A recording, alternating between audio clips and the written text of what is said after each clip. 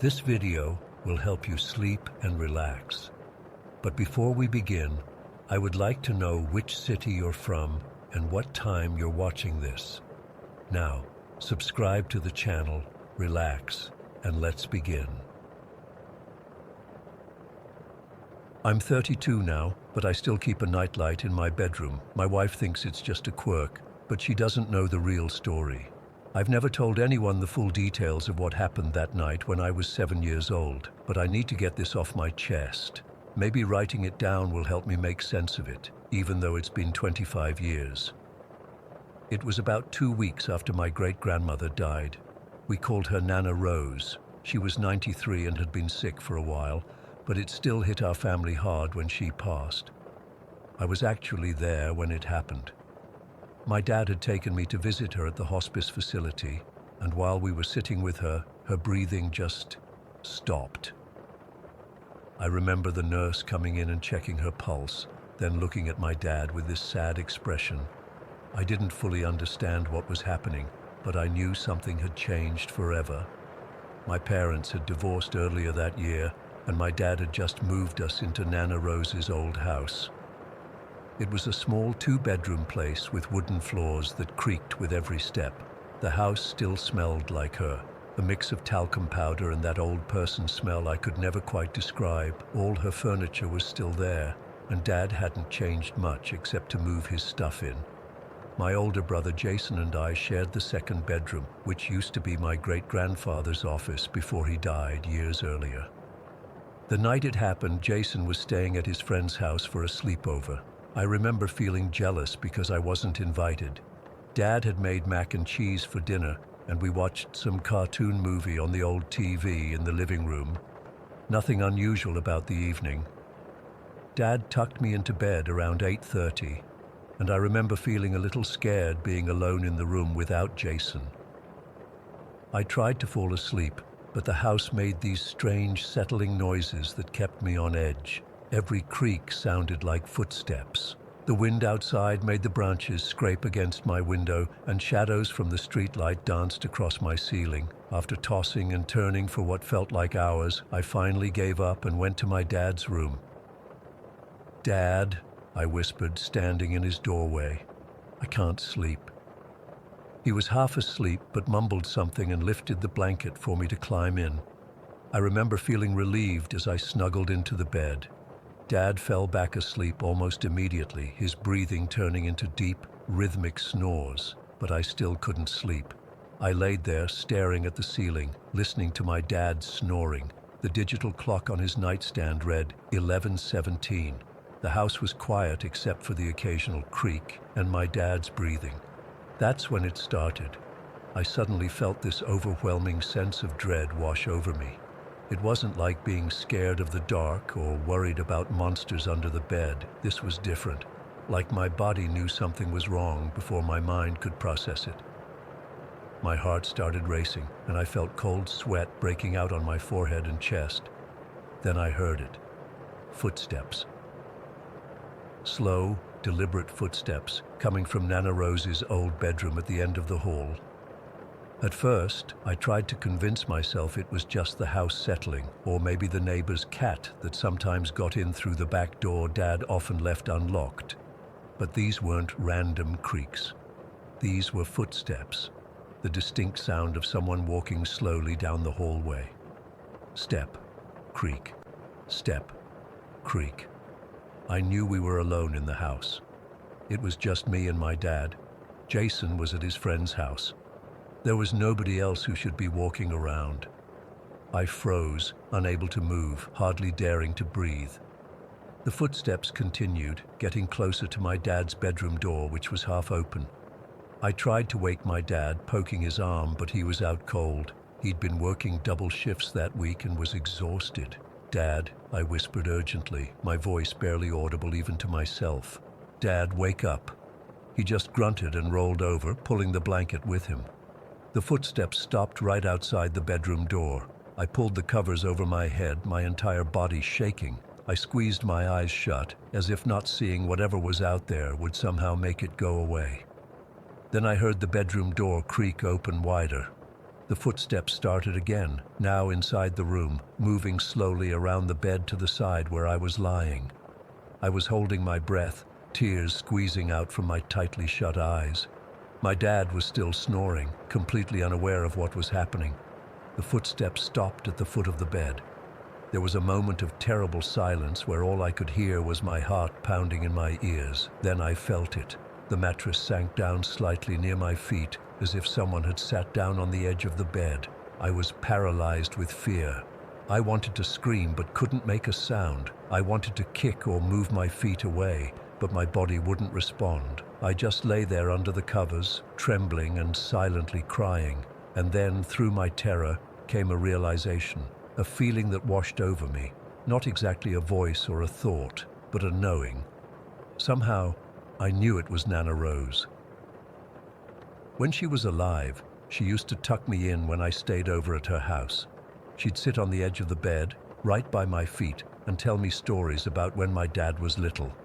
Then she'd gently scratch my back until I fell asleep. It was our special thing. The presence at the foot of the bed didn't move or speak.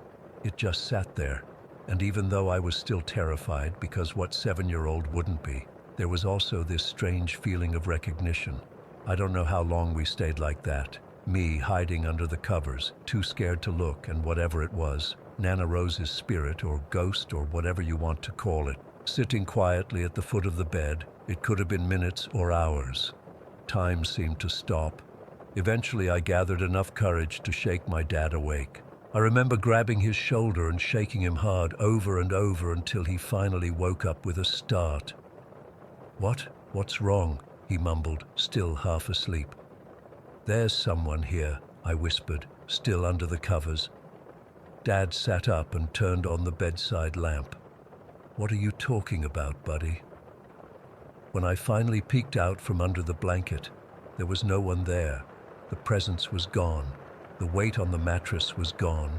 But the bedroom door was wide open, and I knew for certain that Dad had only left it halfway open when we went to bed. "There was someone sitting on the bed," I told him, my voice shaking. "I think it was Nana Rose." Dad looked at me for a long moment, then around the room. He sighed and rubbed his face. "You were dreaming, kiddo. It's normal to dream about people after they die." "No, Dad, I wasn't asleep. I heard footsteps from her room and then someone came in here and sat on the bed. I felt it. He just patted my head and told me to try to go back to sleep. He didn't believe me, or maybe he didn't want to believe me. He left the light on though and held me until I eventually fell into an exhausted sleep just before dawn. The next day I refused to sleep in my own room. Dad thought I was just processing Nana Rose's death and let me sleep in his bed again. This went on for weeks.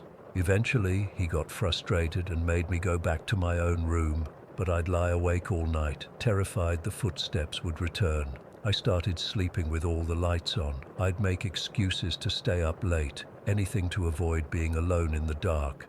This continued for years, well into my teens. My dad eventually remarried when I was 12, and we moved to a different house, but my fear came with me. Even now, as a grown man with my own family, I can't sleep in complete darkness.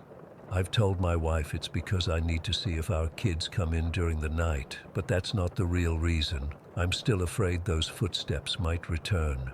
The strange thing is, even though that night traumatized me, I've never felt that Nana Rose meant to scare me. In fact, the more I've thought about it over the years, the more I've come to believe she was checking on me, making sure I was okay after her passing. She loved me fiercely when she was alive. Why would that change in death? Sometimes I wonder if I'll ever see or feel her presence again.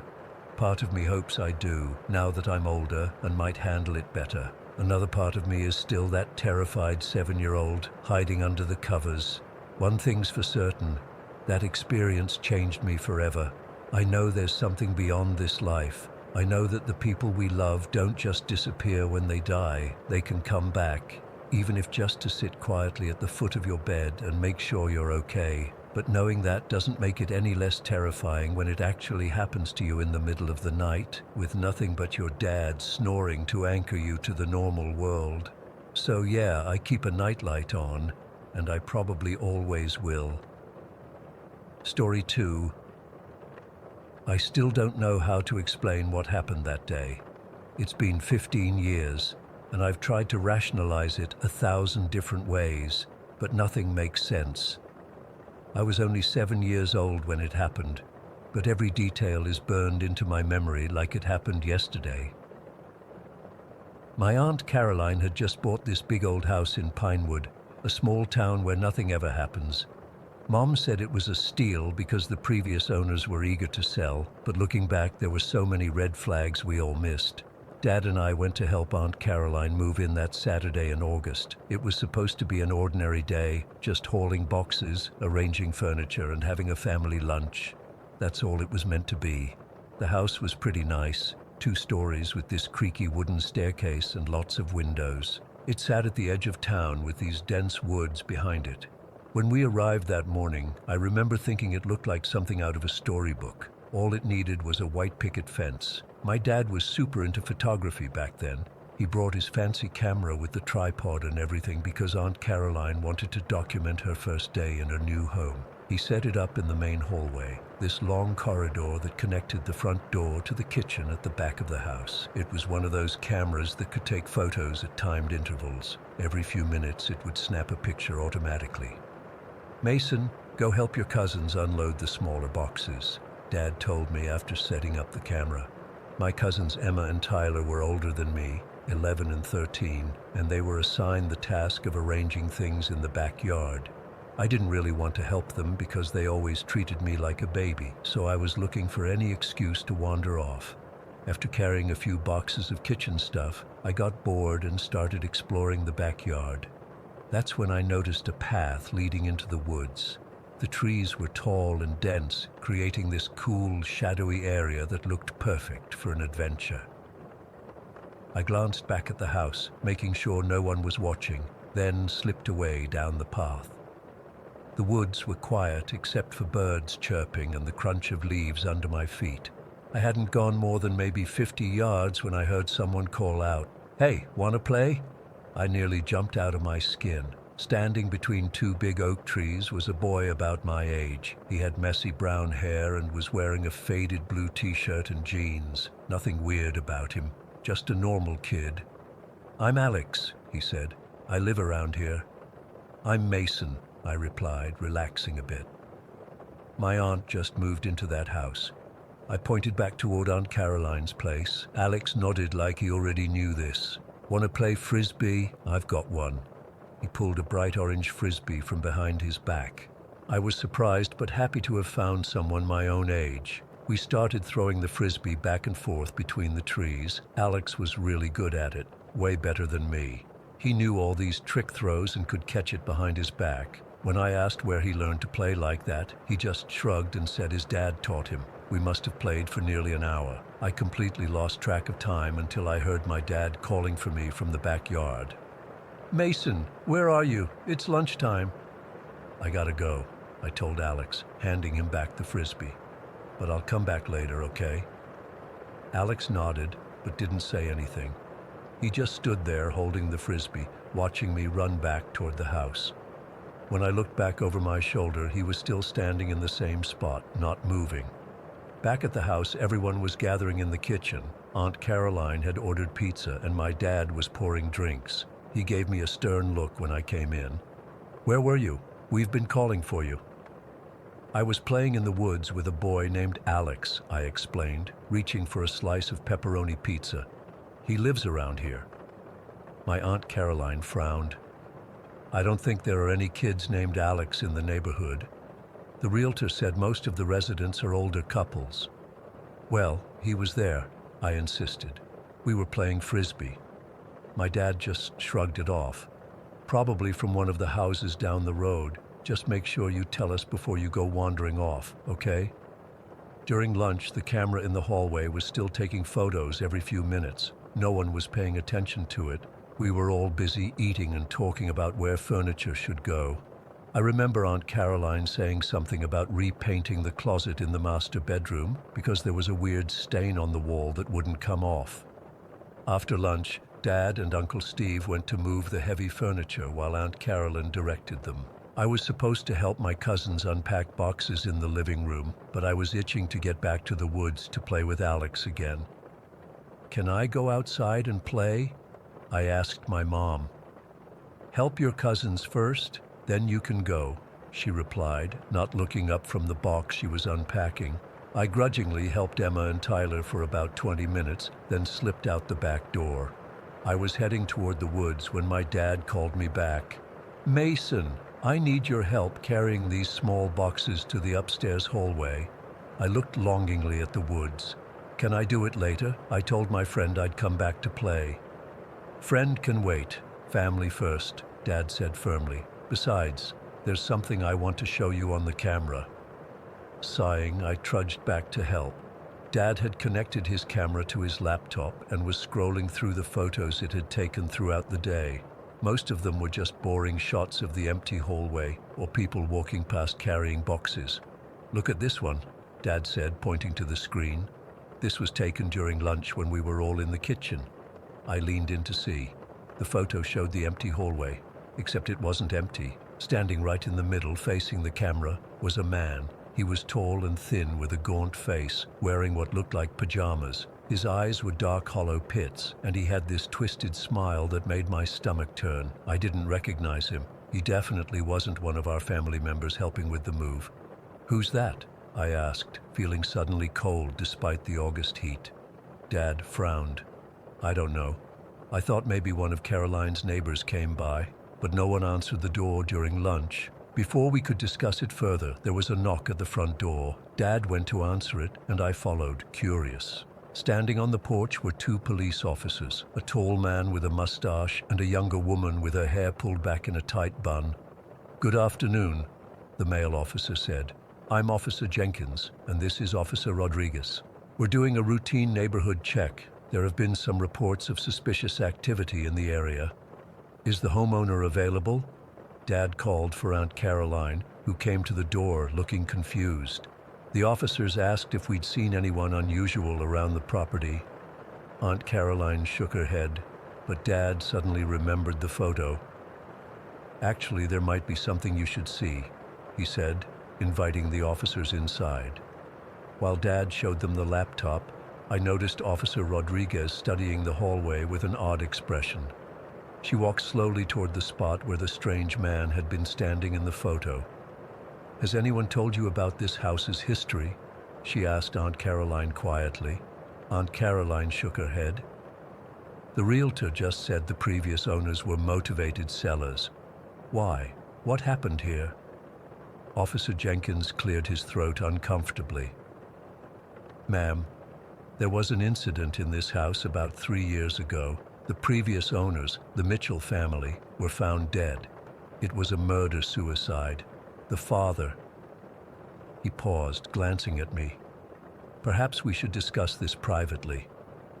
Mom quickly ushered me and my cousins into the kitchen, but I lingered near the doorway, straining to hear. I caught fragments of their conversation, something about the father shooting himself in the hallway, exactly where the strange man was standing in the photo. The mother was found near the bedroom closet, the one with the stain Aunt Caroline couldn't remove. Then I heard something that made my blood run cold. Their son Alexander was found in the woods behind the property. He was 7 years old. Alexander.Alex, the boy I'd been playing with. Officer Rodriguez was asking if we'd seen any unusual activity around the property, especially near the woods. Before anyone could answer, I stepped forward. "I played with a boy named Alex in the woods today," I said, my voice shaking. "He had brown hair and a blue shirt. We played frisbee." The room went silent. Everyone was staring at me. Officer Jenkins knelt down to my level. "Son, are you sure about that? What did this boy look like exactly?" I described Alex in detail. His messy hair, the faded blue shirt with a small tear on the sleeve, his worn-out sneakers. With each detail I provided, the officers exchanged increasingly troubled glances. Dad suddenly remembered something. "Mason, wait here." He hurried back to his laptop and clicked through more photos. "There's something else. The camera was taking pictures every 3 minutes all day. He found what he was looking for and turned the screen toward the officers. It was a photo taken about an hour after the one with the strange man. In this one, you could see the back door slightly open, and standing just inside was a small boy with messy brown hair and a blue t-shirt. "That's him," I exclaimed. "That's Alex." Officer Rodriguez took out her phone and showed my dad something. He went pale and nodded slowly. "Mason," Dad said carefully, "Officer Rodriguez is showing me a picture of the Mitchell family. Is this the boy you saw?" He turned the screen toward me. There they were, a man, a woman, and between them, Alex, the same Alex I'd been playing with just hours earlier. "That's him," I whispered. "But how?" "We need to search the property," Officer Jenkins said firmly. "Right now." The next few hours were a blur. More police officers arrived. They searched the woods with flashlights and dogs. Aunt Caroline sat at the kitchen table, crying softly, while my mom tried to comfort her. My cousins huddled together on the couch, whispering and occasionally glancing at me with wide eyes. The police found nothing in the woods, no trace of Alex or the orange frisbee, but they did find something in the house. When they pulled back the carpet in the hallway, there were dark stains on the hardwood floor beneath, and the stain in the bedroom closet. It wasn't paint or water damage. We didn't stay at the house that night. Aunt Caroline came home with us, too shaken to spend the night alone in her new home. As we were leaving, I looked back at the woods one last time. For just a moment, I thought I saw him standing between the trees. Alex, with his orange frisbee, watching us go. The next day, Dad and I went back with Aunt Caroline to get some of her things. She'd already decided to sell the house. As Dad was helping her pack, I wandered upstairs and found myself standing outside the master bedroom. The closet door was slightly ajar. Something compelled me to look inside. There, on the floor of the empty closet, was an orange frisbee, the same one I'd been playing with in the woods. I've never told anyone this part of the story before. I picked up that frisbee, and it was ice cold to the touch, so cold it burned my fingers, and written on it in faded marker was a name, Alex Mitchell. I dropped it and ran downstairs. When I told Dad, he went up to look, but the frisbee was gone. He didn't believe me. No one did. Aunt Caroline sold the house 2 weeks later at a massive loss. The new owners lasted less than a month before they left too. The house has changed hands 6 times since then. It currently sits empty, a permanent for sale sign in the overgrown front yard. I drive past it sometimes, now that I'm old enough to have my license. I never stop, never get out of the car, but sometimes, just for a second, I think I see a flash of orange between the trees, and I wonder if Alex is still waiting for me to come back and play. Story 3. I never thought I'd share this story anywhere, but I need to get it off my chest. Maybe someone out there has experienced something similar and can help me make sense of what happened. I moved back to Seoul in early 2020, right when COVID was getting serious worldwide. I'd spent most of my life overseas. My parents moved to Canada when I was just 7, and I grew up there, only visiting Korea during summer breaks to see my grandparents. I spoke Korean at home, but I never truly felt connected to my homeland. That changed when the pandemic hit. My dad's company temporarily relocated him back to Seoul, and it made sense for our whole family to move rather than be separated during such uncertain times. We found a decent 4-bedroom apartment in a quieter part of the city outskirts, surrounded by small mountains and hiking trails. It wasn't fancy, but it was spacious enough for the 4 of us, my parents, my younger brother, and me. I actually loved my bedroom. It was on the 4th floor with a small balcony facing one of the mountains. The view was incredible. All that greenery made me feel less trapped during lockdown. I'd often leave the balcony door cracked open at night to let in the fresh air, especially during that first summer when the humidity was suffocating. Everything was normal for the first 3 months. I was working remotely for a company back in Canada, my brother was doing online classes, and my parents were adjusting to life back in Korea. Then came that night in August, a night I still can't explain. It was around 2 in the morning when I woke up to a strange sensation, a breeze moving across my face that felt different from the usual night air, more directed somehow. My eyes opened, and that's when I saw her. A middle-aged woman, probably in her 50s, standing on my balcony wearing a bright red hiking outfit, the kind older Korean women wear when they go mountain climbing, complete with a red cap, windbreaker, and those hiking pants with reinforced knees.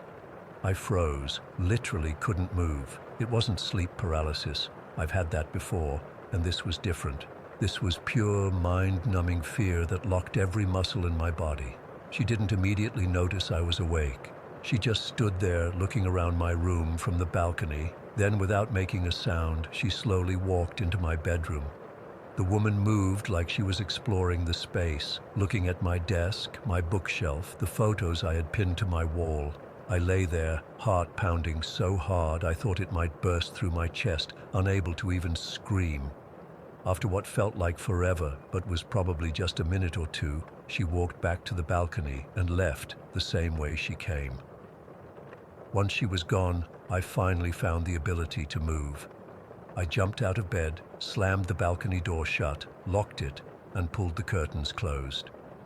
I spent the rest of the night huddled in my bed, lights on, checking the lock every few minutes. I didn't tell anyone the next morning. Who would believe me? A strange woman in hiking gear somehow climbed up to a fourth-floor balcony, walked around my room, and left. It sounded insane. I convinced myself it was a vivid dream or some kind of hallucination from stress and lack of sleep. The pandemic was making everyone a little crazy, right? But then, about a week later, it happened again. This time, I watched in horror as the woman climbed through the small opening of my balcony door. I'd left it cracked open again, despite what happened before. The summer heat was unbearable, and I'd somehow convinced myself the first incident wasn't real. This time was different. She came directly to my bed and stood beside me, staring down at my face. I could see her clearly in the dim light from outside. She looked ordinary, like someone's mother or aunt, with short permed hair and weathered skin from years of outdoor activities. But her eyes, they held something I couldn't understand. Not malice exactly, but a deep, profound sadness that seemed to pierce right through me. After what felt like an eternity of her just looking at me, she turned and left the same way she came. Again, I was paralyzed until she disappeared from sight. The next morning, I finally told my mom what happened. She didn't believe me, of course. She said I was probably dreaming, that no one could climb up to our fourth-floor apartment. My dad checked the balcony and found nothing unusual. My brother just rolled his eyes and said I was making it up for attention. But over the next few weeks, strange things started happening to all of us. My parents, who rarely argued, started fighting over the smallest things. My brother became withdrawn, barely speaking during meals. My mom, who's usually energetic and positive, started complaining about feeling drained all the time. "This place is sucking the life out of me," she said one evening, and I realized I felt the same way. Getting out of bed became harder each day. My work performance suffered. I started having nightmares even when the woman didn't visit, and she did keep visiting, about once a week, always following the same pattern. Enter through the balcony, sometimes stand by my bed, sometimes wander around my room, then leave. After about a month of this, I decided I needed answers. If this was happening, and I was increasingly convinced it was real, then I needed to know why. So I prepared myself for her next visit. I kept my lights off but stayed fully awake, waiting. Sure enough, around 2 in the morning, I heard the slight rustling of the curtains as she entered. This time, when she approached my bed, I forced myself to speak. "Why do you come here every night?" My voice came out as barely a whisper, but in the silence of my room, it sounded like a shout. The woman stopped abruptly. For a moment, she just stood there, and I worried I'd made a terrible mistake by acknowledging her. Then, to my shock, her face crumpled, and she began to sob. Not loudly, but with deep, body-shaking tremors that seemed to come from somewhere ancient and pained. I didn't know what to do. I half sat up in bed, wondering if I should try to comfort her somehow, but before I could move further, she turned and rushed out through the balcony the same way she'd come that first night. That was the last time I saw her. After that night, things got worse for my family. My mom developed insomnia and would pace the apartment at night. My dad became irritable and distant. My brother started staying out late, avoiding coming home altogether. The apartment felt heavy somehow, like the air itself had thickened with something oppressive. I found myself researching the building's history, asking neighbors about previous tenants, even looking into local mountain hiking accidents involving women. But I found nothing that seemed connected to our situation or the woman in red. About 2 months after my confrontation with the woman, my dad's company called him back to Canada. The pandemic was easing slightly, and they needed him at headquarters. It was the perfect excuse to leave, and we all jumped at the chance. Within 3 weeks, we had packed up and moved out. The relief was immediate. From our first night in our new place back in Canada, it felt like a weight had been lifted. My parents stopped fighting. My brother started talking again, and my mom regained her energy. It was like we'd all been under some kind of spell that broke the moment we left that apartment. I ended up moving to Australia the following year to pursue my PhD. I'm doing well now. I have friends, my research is going great, and I rarely think about what happened in Seoul. But sometimes, on humid summer nights when I leave my window open, I find myself jerking awake around 2 in the morning, half expecting to see a woman in a red hiking outfit standing in my room. And I still wonder, who was she? Why did she visit me? What was she trying to tell me with those tears? I've tried to rationalize it over the years. Maybe it was a stress response to the pandemic and moving back to a country I didn't really know anymore. Maybe there was a gas leak in the apartment affecting our mental states. Maybe I was having exceptionally vivid dreams triggered by anxiety. But deep down, I know what I saw was real. That woman, whoever she was, came to my room multiple times, and something about her presence affected my entire family, draining us until we barely recognized ourselves. I wish I had answers. I've even considered going back to that apartment building someday, just to see if I can learn anything about its history or previous tenants. But honestly, I'm afraid of what I might find. Or worse, who might find me again if I return. So I'm sharing this here, hoping someone might recognize something in my experience that makes sense. Because after all these years, I still wake up sometimes with the sensation of a breeze across my face. And for a split second, I'm back in that apartment in Seoul, watching a woman in red hiking clothes crying silently beside my bed. Story 4. I don't usually share this stuff. It's hard to talk about my childhood without feeling like I'm opening a door I've tried to keep shut for years. But after reading some of your stories here, I figured maybe writing it down might help me make sense of it all. I lived in the same house from when I was 6 until I was 19. On paper, it was just a normal suburban home. 3 bedrooms, 1 bathroom, a kitchen that always smelled like cigarettes, and this long hallway that connected everything. But that house, it wasn't just a bad home because of my family situation. There was something else there with us. My dad was an alcoholic, not the functioning kind, but the violent, unpredictable kind. Mom was always walking on eggshells, and so were my sister and I. Some nights were quiet, but most weren't. The screaming, the breaking glass, the sound of someone getting slammed against a wall, that was the soundtrack of my childhood. I think all that negative energy, all that fear and anger, it fed whatever was in that house, or maybe it was always there, and our situation just made us more vulnerable to it. The hallway was the worst part. It was maybe 20 feet long with bedrooms on either side and this big mirror hanging at the end. Even during the day, that hallway felt wrong. The air was always colder there, and no matter how many lights we put up, it always seemed darker than the rest of the house. I first saw the goat man when I was around 7. I remember because it was right after my birthday, and I was carrying a toy my grandma had given me back to my room. I glanced down the hallway toward the mirror, and there it was, standing behind me in the reflection. It's hard to describe exactly what I saw. It wasn't like a cartoon devil or anything that clear-cut. It was more like a tall, thin figure with what looked like a goat's head, those curved horns and that elongated face. But the features were always kind of blurry, like trying to see something underwater. The only thing that was always clear were the eyes, dark and fixed right on me. I dropped my toy and ran to my mom, babbling about a monster in the mirror. She checked, found nothing, and told me it was just my imagination, but I knew what I'd seen, and it wasn't the last time. Throughout elementary school, I'd see it maybe once every few months, always in that mirror, always watching me. I learned to walk down the hallway without looking at the mirror. I'd keep my eyes on the floor or focused straight ahead, but sometimes I'd feel this pressure, like something was forcing me to look, and when I did, there it would be. By the time I was 12, I was seeing it more often.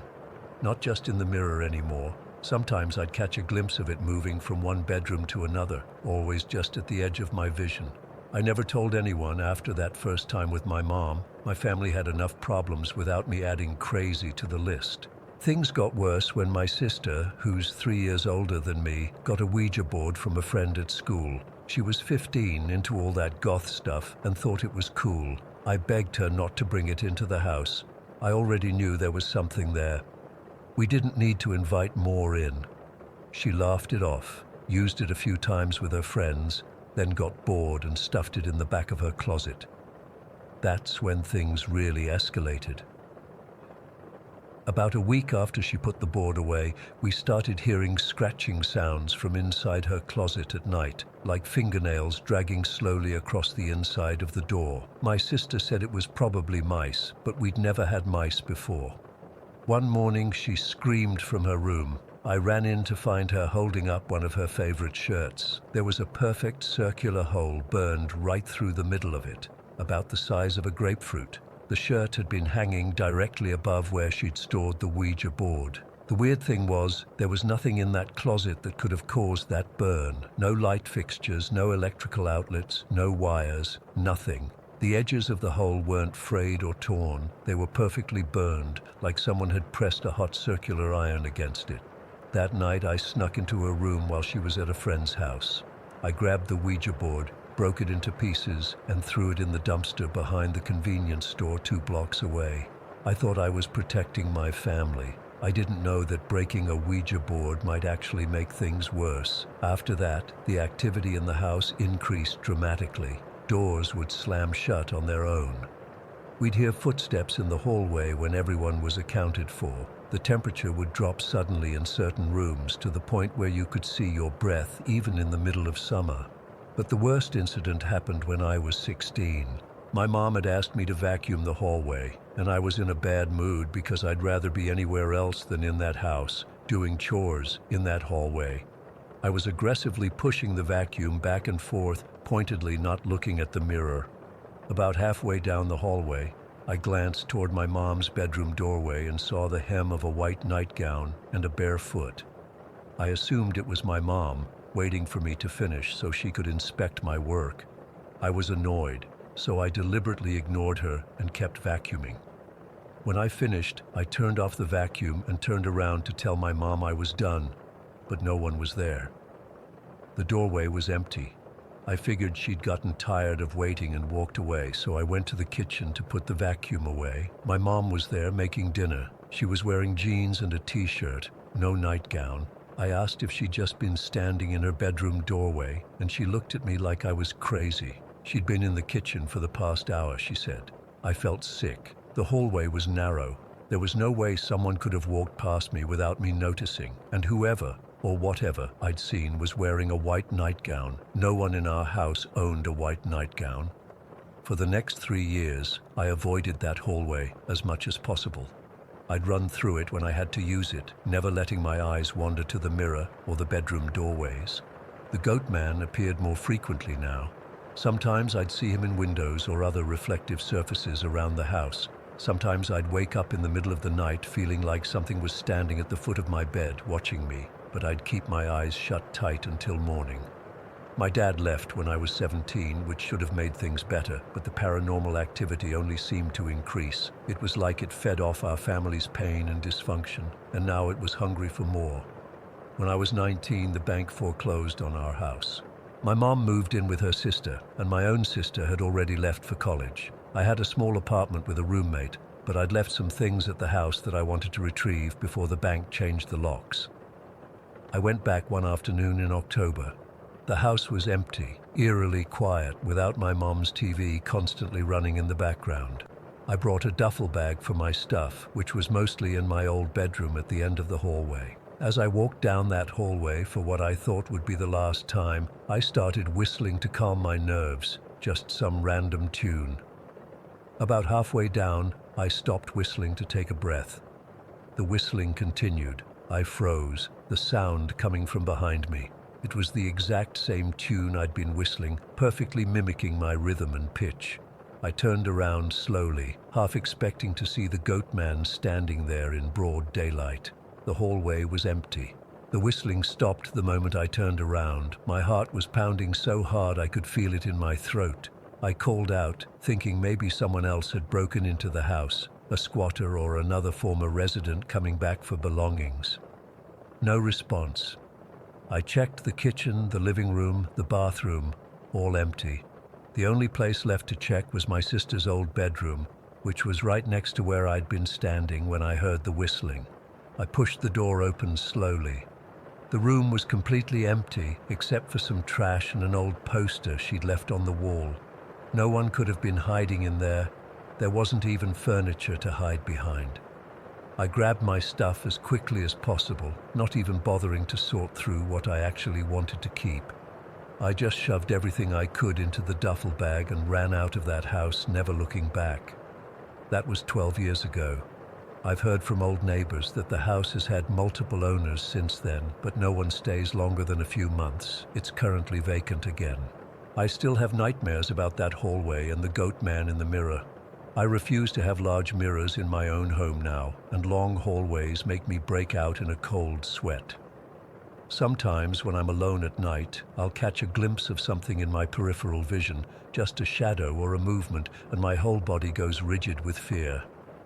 I can't prove any of this was paranormal. Maybe it was all in my head, some kind of coping mechanism to deal with the abuse and fear I lived with every day. Maybe the goat man was just a manifestation of my father's violent tendencies. Maybe the whistling was just the wind through a broken window seal. But I know what I experienced. That house was more than just a place of physical and mental torment because of my family situation. There was something else there, something that recognized my vulnerability and fed on it for years. Most people look back on their childhood homes with nostalgia and fondness. Mine still haunts me in more ways than one. And sometimes late at night when I'm drifting off to sleep, I swear I can hear faint whistling continuing a tune I started but never finished.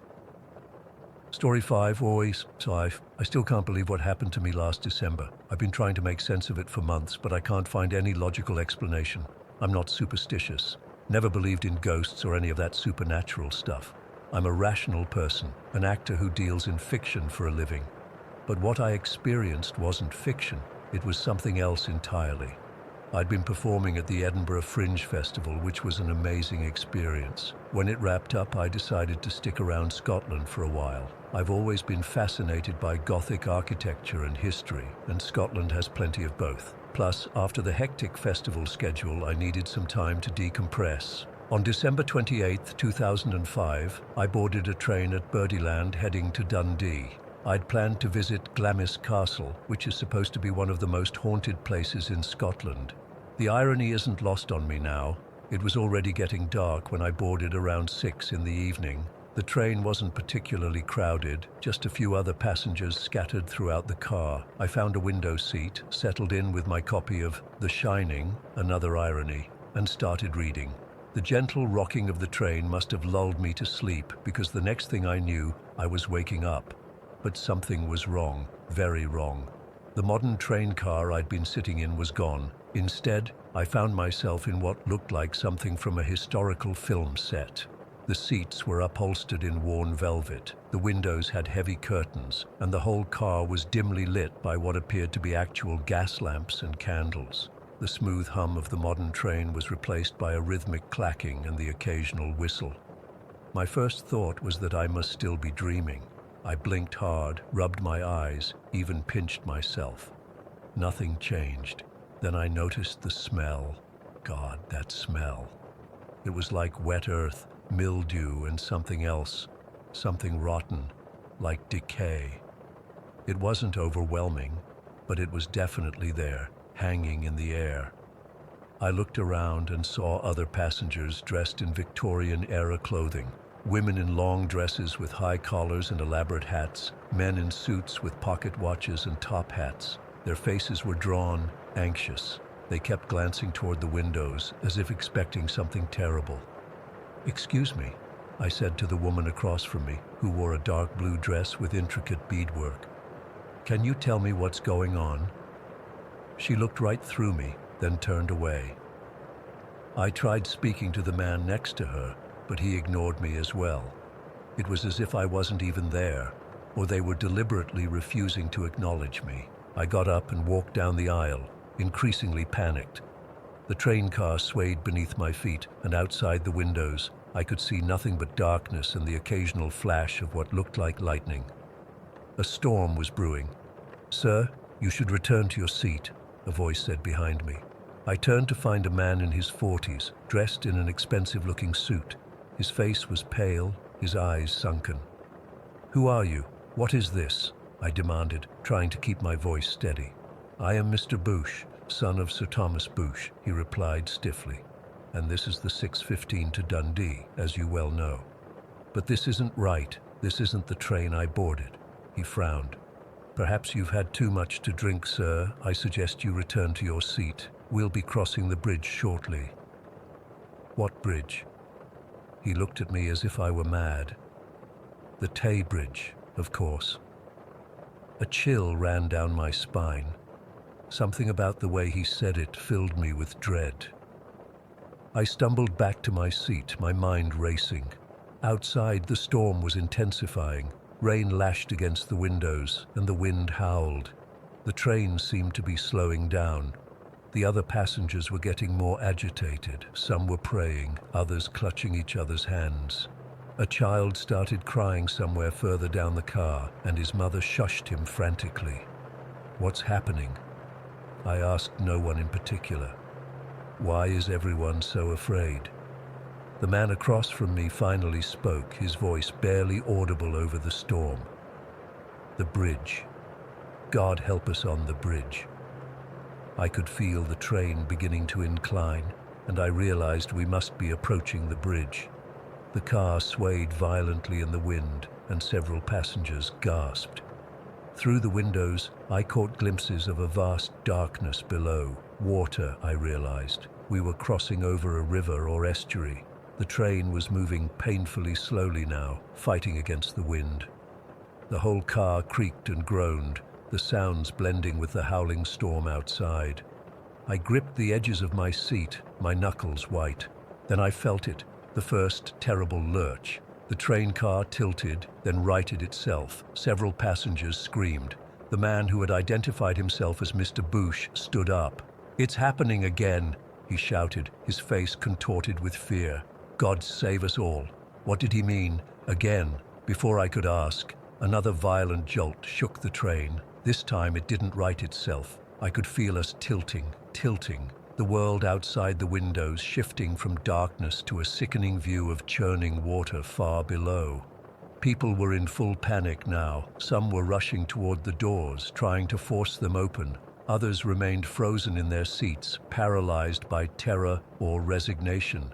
A woman near me started throwing herself against a window, trying to break it. "We're going to die," someone shrieked. "The bridge is collapsing." And then I understood. We were on a bridge that was failing, about to plunge into the water below. My stomach dropped as the car tilted further. Outside, there was a deafening sound of twisting metal and splintering wood. The woman managed to break the window, and without hesitation, she climbed through it and jumped. Others followed her example, preferring to take their chances with the fall and the water rather than remain trapped in the train. I couldn't move. I've never learned to swim, a stupid fear I never overcame. If I jumped, I'd drown for certain. If I stayed, the decision was made for me. With a final sickening lurch, the train car broke free and began to fall. The sensation was horrifying, a moment of weightlessness followed by the crushing impact with the water. The car filled rapidly, icy water rushing in through broken windows and doors that had burst open on impact. I was thrown from my seat, submerged immediately. The cold was shocking, painful. I fought my way to the surface, gasping for air, only to be pulled down again by the weight of my clothes and the current. Around me, other passengers were struggling similarly, their screams turning to gurgles as water filled their lungs. In the chaos, I somehow managed to grab onto a piece of floating debris. Part of a seat, I think. It kept me afloat for a few precious moments, allowing me to catch my breath. But the car was sinking fast, pulling everything down with it. I could see other passengers being dragged under, their hands reaching up through the surface of the water before disappearing. The sight was horrific. I knew I would join them soon, as the water rose around me. As my makeshift float became waterlogged and less buoyant, I had a moment of strange clarity. This wasn't happening to me, Alexander DeCombs, in 2005. This had already happened long ago.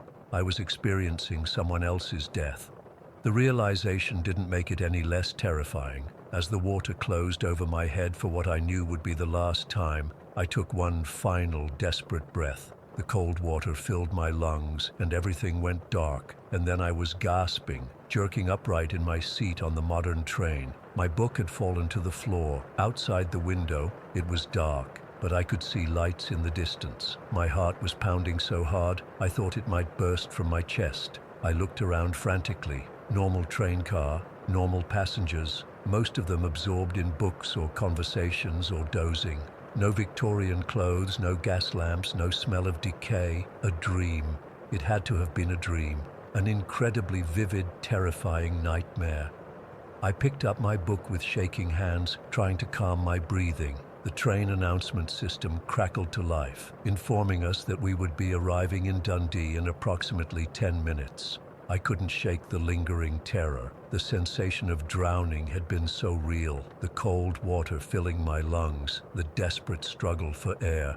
My clothes felt damp, but when I checked, they were completely dry. Just my imagination, I told myself. Just the lingering effects of an unusually realistic nightmare. When we arrived in Dundee, I was one of the first off the train. I needed fresh air, needed to ground myself in reality. As I walked through the station, still shaken, I noticed a small historical exhibition in the main concourse. Drawn to it almost unconsciously, I found myself standing before a plaque commemorating the Tay Bridge disaster. December 28, 1879, exactly 126 years ago to the day, a passenger train had plunged into the River Tay when the bridge collapsed during a violent storm. Everyone aboard had died. Only 46 bodies were ever recovered. I stared at the plaque, my blood turning to ice. The date, the storm, the bridge collapse. It was all exactly as I had experienced it. As I stood there, frozen in shock, I became aware of a smell, that same smell from the dream. Earth, mildew, decay. But it wasn't coming from around me. It was coming from me, from my clothes. I lifted my sleeve to my nose and nearly retched. The smell of death was embedded in the fabric. I rushed to the nearest bathroom, locked myself in a stall, and stripped off my jacket. The smell was unmistakable now, and definitely coming from my clothes. I examined them carefully. They were completely dry, not a drop of water on them, but they reeked of river water and decomposition. I don't know how to explain what happened to me that day. Was my consciousness somehow transported back in time? Did I temporarily inhabit the body of one of the victims in their final moments? Or was it all just a coincidence? A nightmare triggered by something I must have read about the disaster, combined with some weird smell on my clothes. I cancelled my visit to Glamis Castle and took the first train back to Edinburgh. I threw away the clothes I'd been wearing, but I can't throw away the memory or the lingering fear. Sometimes I still wake up gasping for breath, feeling like I'm drowning. And sometimes, when it rains heavily, I catch that smell again, just for a moment, like something long dead, reaching out from the past. Story 6. I still get chills thinking about what happened that summer in Ravenwood. I've been debating whether to share this for months, but I need to get it off my chest. Maybe someone here has experienced something similar or can explain what my buddy Mark and I encountered. It started on a boring Saturday in July when we were 16. Ravenwood isn't exactly entertainment central for teenagers. It's just a small town surrounded by miles of forest and back roads. Mark and I had gotten our licenses a few months earlier, and we'd taken to exploring the countryside in his beat-up Ford Ranger, just looking for something, anything, interesting to do. That particular day, we'd been driving for about an hour, taking random turns down dirt roads we'd never explored before. We were probably 15 miles outside town when I noticed a small green road sign partially hidden by overgrown branches. Ravenhill Cemetery Road. "Dude, check that out," I said, pointing to the sign. "Want to see what's down there?" Mark shrugged. "Why not? Not like we have anywhere better to be." He turned down the narrow gravel road. It wasn't maintained well, potholes everywhere and grass growing up through the middle. After about half a mile, we came across what I assume was Ravenhill Cemetery, a small, maybe quarter-acre plot surrounded by a rusted wrought iron fence. It looked ancient, with weathered headstones dating back to the 1800s. "Should we check it out?" Mark asked, slowing down. I was about to say yes when I noticed the road continued past the cemetery, disappearing into a dense tree line about 50 yards ahead. "What's down there?" I wondered aloud. Mark drove past the cemetery toward the trees. As we got closer, we could see a thin chain-link rope strung across the entrance to the wooded path with a faded "no trespassing" sign hanging from it. We stopped the truck and sat there for a minute. "We probably shouldn't," I said, not very convincingly. "Come on, man. Nobody's around for miles. Let's just take a quick look." That decision, I wish I could go back and change it. Mark parked the truck, and we ducked under the rope. The moment we stepped into those woods, something felt wrong. I'm not exaggerating when I say the air changed. The breeze that had been blowing all day just stopped. The birds went silent. Even the insects stopped buzzing.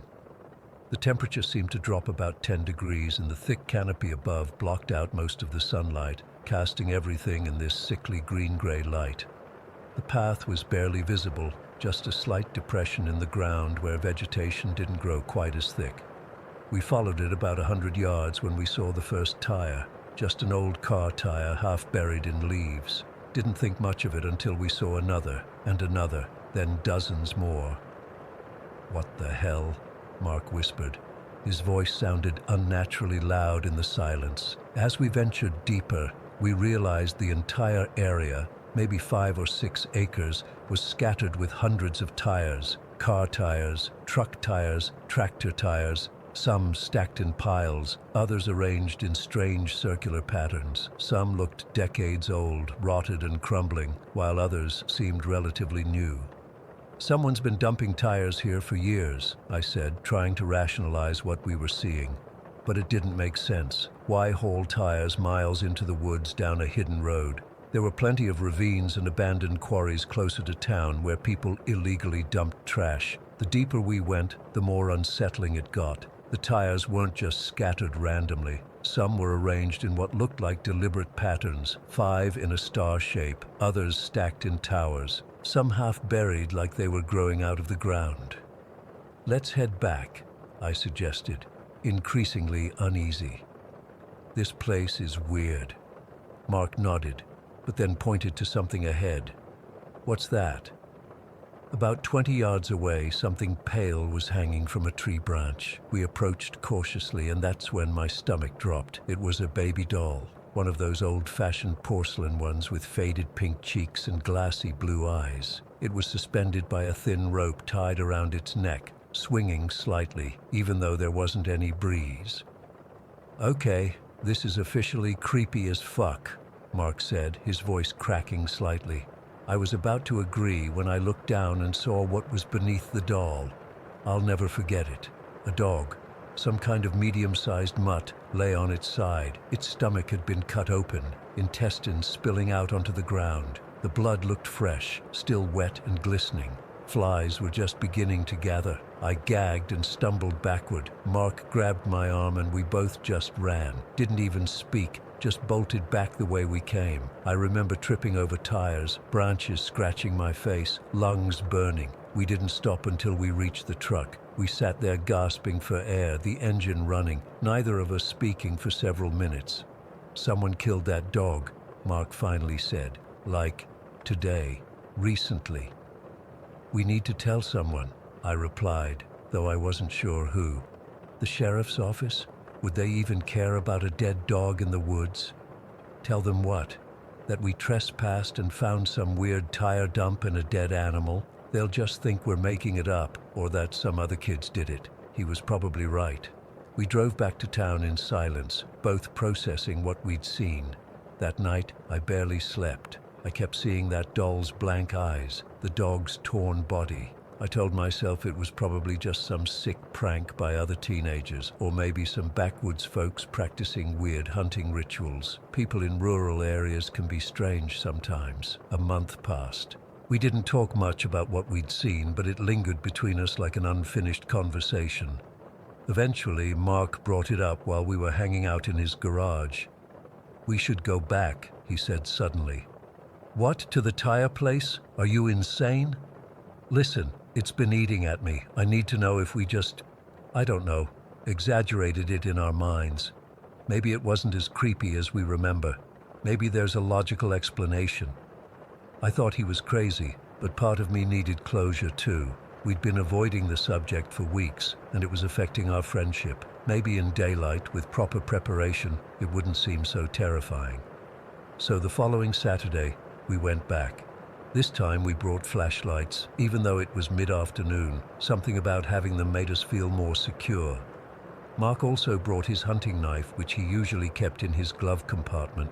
As we turned onto Ravenhill Cemetery Road, I felt my heart pounding against my ribs. Everything looked the same: the small cemetery, the continuing road, the rope barrier. But this time something new was there. A dog, not just any dog. This thing was massive, like a cane corso mixed with a pit bull. Pure muscle with a broad chest and a thick neck. It was sitting directly in the middle of the road just beyond the cemetery. Perfectly still, watching our truck approach. Beside it was a metal dog bowl, empty.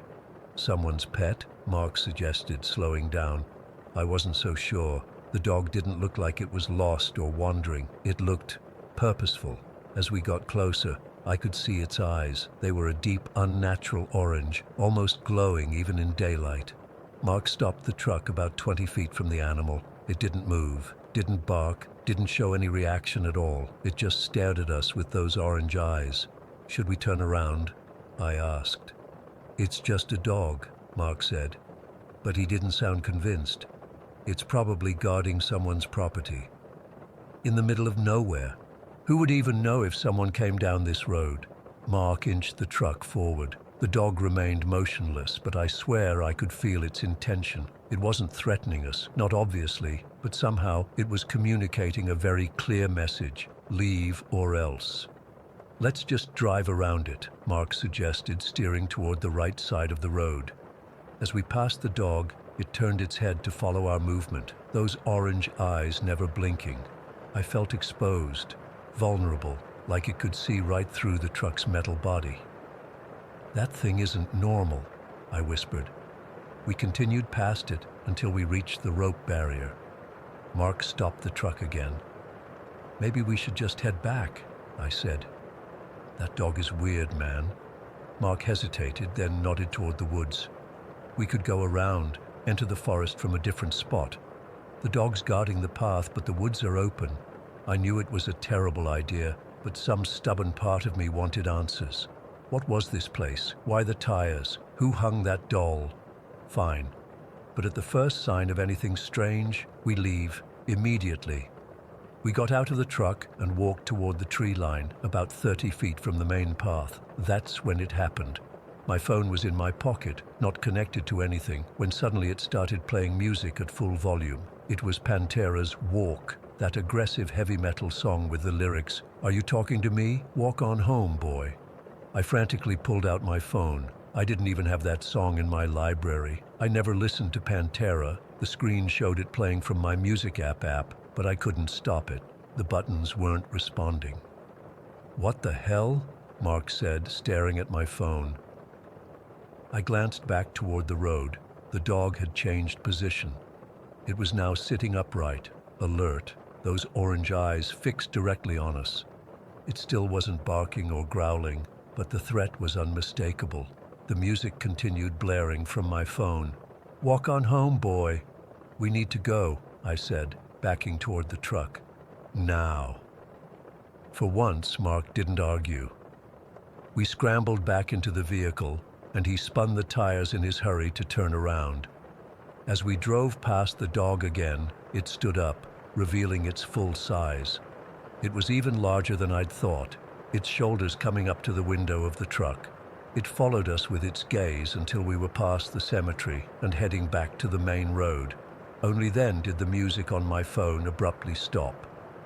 We never went back to what we came to call the Tire Cemetery. We tried researching Ravenhill Cemetery online but found almost nothing, just a brief mention in county historical records about it being a family plot for the Ravenhill settlers who founded the area in the 1860s. About the tire dumping ground, nothing. About the dog, nothing. Sometimes I still wake up in the middle of the night thinking about those orange eyes, that hanging doll, the mutilated dog. What was happening in those woods? Who was leaving those offerings? And what exactly was that dog guarding? I've thought about reporting it to authorities, but what would I say? And part of me is afraid to draw attention to what I saw. Some warnings are meant to be heeded. Story 7. I've never been much of a believer in the paranormal. Ghost stories, haunted houses, supernatural phenomena. I always chalked it up to overactive imaginations or people looking for attention. I was the guy who'd roll my eyes during those late-night ghost story sessions, always ready with a logical explanation. Until last summer, that is. What happened to me was so simple, so mundane, yet so utterly inexplicable that it completely changed my perspective on reality. It happened about 8 months ago when I was staying at my aunt and uncle's house in Maple Ridge. It's this quiet suburban neighborhood with well-kept lawns, white picket fences, and the kind of peace that makes you think nothing weird could ever happen there. I was visiting for 2 weeks during summer break. My parents thought it would be good for me to spend time with my cousins since we didn't see each other often. Their house is this spacious 2-story building with 4 bedrooms. My aunt and uncle have the master bedroom downstairs. My cousin Jake has his room on the ground floor too. And my other cousins, Emma and Tyler, have their rooms upstairs along with the guest room where I was staying. It's a nice house, honestly. Nothing creepy about it at all. No weird history, no previous owners who died mysteriously. Just a regular family home they'd lived in for about 15 years. That day started like any other. It was a Saturday, unbearably hot, one of those summer days where the air feels thick and sticky. I remember waking up late around 11 after staying up playing video games with my cousins. The house was already bustling with activity. My aunt was preparing lunch, my uncle was mowing the lawn, and my cousins were arguing over what movie to watch later. I dragged myself out of bed, grabbed a quick breakfast, and decided to take a shower to wake myself up properly. The bathroom upstairs has this amazing water pressure that makes showering there actually enjoyable. I spent about 20 minutes in there, letting the cold water wash away the grogginess. After my shower, I wrapped a towel around my waist and walked back to the guest room. The door was open just as I'd left it, and everything was exactly where it should be. My suitcase on the floor, clothes strewn about, my phone charging on the nightstand. The ceiling fan was off, as it had been when I left the room. I should mention that all the bedrooms in the house have these remote-controlled ceiling fans. Each fan has its own remote that's mounted on the wall near the door. I could hear my cousins downstairs. The TV was on, some action movie by the sound of explosions. and I could hear my aunt calling everyone for lunch. The smell of fried chicken was wafting up the stairs, making my stomach growl. I was alone upstairs, that much I knew for certain. As I stood there dripping water onto the carpet, I suddenly felt too warm. The humidity was getting to me, even after the cold shower. I looked up at the ceiling fan and sighed. I should mention that I have this weird habit. Sometimes I'll pretend I'm in a sci-fi movie or something and give voice commands to inanimate objects. It's just a silly thing I do when I'm alone. So I looked up at the fan and said, "Fan on." I didn't expect anything to happen, of course. It was just a stupid thing I did sometimes. The fan remote was still attached to its holder on the wall, several feet away from me. I was just about to walk over and grab it when I heard a distinct click, and the fan started spinning. Not slowly, not building up speed. It went straight to full blast, as if someone had pushed the highest setting on the remote. I froze. Water dripped down my back, but I barely noticed it. The fan blades whirred above me, pushing cool air down onto my wet skin, but I couldn't feel anything except a crawling sensation of dread working its way up my spine. My first thought was that the remote had malfunctioned. Maybe a power surge or something had triggered it. But that didn't make sense. The remotes don't have motion sensors, and they don't respond to voice commands. They're just basic infrared remotes, nothing fancy. My second thought was that someone was playing a prank on me. But everyone was downstairs. I could still hear them talking and laughing. Besides, the remotes in this house are specifically coded to only work with their designated fans. My aunt had explained this to me when I first arrived. The remote in my room only works for my ceiling fan, and the one in the master bedroom only works for theirs. It's a feature they specifically wanted when they had the fans installed to avoid confusion. I stood there for what felt like minutes but was probably only seconds, trying to make sense of what had just happened. The timing was too perfect. There's no way it could have been a coincidence. I had said "fan on," and immediately, literally the second the words left my mouth, the fan had turned on. With shaky hands, I quickly got dressed, not even bothering to dry off properly. My shirt stuck to my damp skin, but I didn't care. I just wanted to get out of that room. I checked the remote, still firmly attached to its wall mount. I hadn't touched it. I hadn't even been near it. I pressed the power button to turn the fan off, then on again, just to confirm the remote was working normally. It was. The hair on the back of my neck was standing up, and not because of the fan's breeze. I felt watched, even though I was completely alone. I scanned the room, looking for any explanation. An open window that could have caused a draft to hit the remote, another remote hidden somewhere, anything. But there was nothing. I practically ran downstairs, taking the steps two at a time. My heart was pounding so hard I could feel it in my throat. When I got to the kitchen, everyone looked up at me. "You okay, Jackson?" "You look like you've seen a ghost," my aunt said, placing a plate of chicken on the table. I wanted to tell them what had happened, but the words wouldn't come out. How do you explain something like that without sounding crazy? So I just mumbled something about being hungry and sat down. Throughout lunch, I couldn't focus on the conversation. My cousins were talking about the movie they'd been watching. My aunt was asking if anyone wanted seconds, but it all felt distant, like I was underwater and they were above the surface. I kept replaying the incident in my mind, trying to find a logical explanation. Maybe someone had rigged the fan to turn on at random intervals. No, that didn't make sense. The timing was too perfect. Maybe there was a short circuit in the remote, but that wouldn't explain why it happened at the exact moment I said, "fan on." After lunch, I went back upstairs, hesitant but determined to figure out what had happened. The fan was still spinning, exactly as I'd left it. I stood in the doorway for a moment, half expecting something else to happen. Nothing did. I spent the rest of the afternoon experimenting. I tried saying "fan off." Nothing happened. I tried saying "fan on" again. Nothing. I tried different variations, different tones of voice, even standing in different parts of the room. Nothing worked. The fan only responded to the remote, just as it should. That evening, I casually asked my uncle about the fans, trying not to sound too freaked out. He confirmed what I already knew. They were just standard remote-controlled fans, nothing special about them.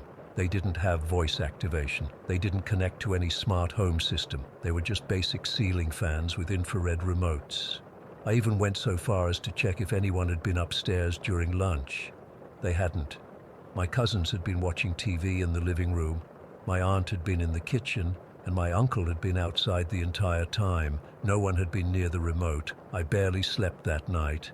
Every time the air conditioning kicked on or the house settled with those normal creaks old houses make, I'd jolt awake, half expecting to see something or someone in my room. The ceiling fan remained off. I didn't dare turn it on, even though the room was stuffy. The next morning, I tried to convince myself it had been a weird coincidence. Maybe the remote had been faulty. Maybe someone had pressed it without realizing. Maybe I had imagined the whole thing, but deep down, I knew what had happened. The fan had responded to my voice. It had turned on when I told it to, even though that should have been impossible. I never told my family what happened. What would I even say? Hey, I think your house is haunted because the ceiling fan listens to me. They'd think I was making it up for attention or that I'd lost my mind. For the rest of my stay, I didn't have any other strange experiences. The fan worked normally with the remote, and it never again responded to my voice. But I never used that stupid, pretending I'm in a sci-fi movie voice command thing again, either, just in case. It's been 8 months now, and I still think about it all the time. I've researched everything I could about ceiling fans, remote controls, even paranormal phenomena. I've found no explanation that makes sense. I'm not saying it was a ghost or a demon or anything like that. I don't know what it was. All I know is that something happened that day that defies explanation. Something responded to me when I was completely alone. Something heard me. I used to be a skeptic. Now I'm not so sure. Because how do you explain something like that? How do you rationalize the impossible? I can't. And that's what terrifies me the most. Not that something supernatural might exist, but that I'll never know for certain what happened in that room. Sometimes late at night when I can't sleep, I look up at my own ceiling fan and wonder, if I said fan on right now, would something answer? I've never had the courage to try. Story 8. I'm still not sure if I should be writing this down, but it's been eating at me for months now, and I need to get it off my chest. Maybe some of you have experienced something similar, or can at least tell me I'm not losing my mind. This happened last year in November, the night right after Halloween. I work at a group home for adults with disabilities in New Jersey while finishing up my nursing degree. It's usually a pretty chill job. I help the residents with their daily routines, administer medications, and just generally make sure everyone's safe and comfortable. The house itself is nothing special, a split level built sometime in the 60s, sitting on a corner lot. It's got 5 distinct levels connected by short flights of stairs, which is honestly kind of annoying when you're trying to check on everyone quickly. That night, I was working the evening shift, which runs from 2 in the afternoon until 11 at night. I had plans to meet up with friends for a late Halloween party after work, so I'd come in already wearing my costume, Papa Legba, if anyone's familiar. I had done this skull-like makeup with blacked-out eyes and drawn teeth. Nothing super fancy, but it looked pretty cool. The residents actually loved it.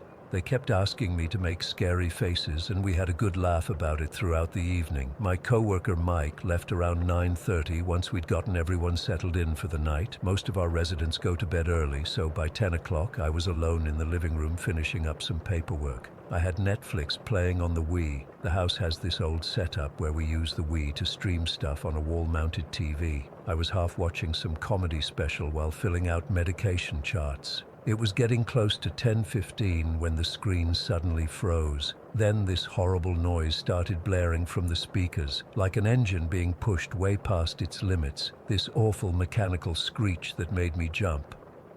I wasn't super freaked out though, because this happened pretty regularly. The weird thing was, it only ever happened when I was alone in the house. Never when Mike was there, never when the residents were up and about, just when I was by myself. I sighed and got up to reset the Wii. The TV is mounted on the wall between the living room and dining area, right by this archway that connects the two spaces. As I reached up to disconnect the HDMI cable, the screen went black, and I could see a reflection in the glossy frame of the TV. That's when I saw her. Standing in the archway behind me was a little girl. She looked maybe 7 or 8, definitely not older than 10. She had this dark, thick hair that hung past her shoulders with straight-cut bangs that were slightly messed up, like she'd been sleeping on them wrong. She was wearing what looked like a white sleeveless nightgown, the kind little girls wore in the 70s or 80s, plain, nothing fancy. But it was the way she was standing that made my blood run cold. Her legs were positioned about a foot apart, bare feet pointing straight ahead. Her arms were bent outward at the elbows with her fingers pointing down toward her thighs. It's hard to describe exactly, but her hands and wrists were angled in this unnatural, sharp way that just looked wrong. Her head was tilted down and slightly to the side, and she was looking right at me with this, I don't even know how to describe it. It wasn't curious or confused like you'd expect from a kid who wandered into a strange house. It felt malevolent, like she wanted to hurt me. I couldn't move. I'm not normally someone who scares easily. I've worked night shifts alone in this house for 3 years. I've watched horror movies since I was a kid, but in that moment I was completely frozen with fear. I stared at her reflection for what felt like forever but was probably only a few seconds. Then I finally managed to spin around to face the archway. There was nobody there. The archway was empty. The dining room beyond it was empty. I stood there, my heart pounding so hard I could feel it in my throat. I listened for any sound.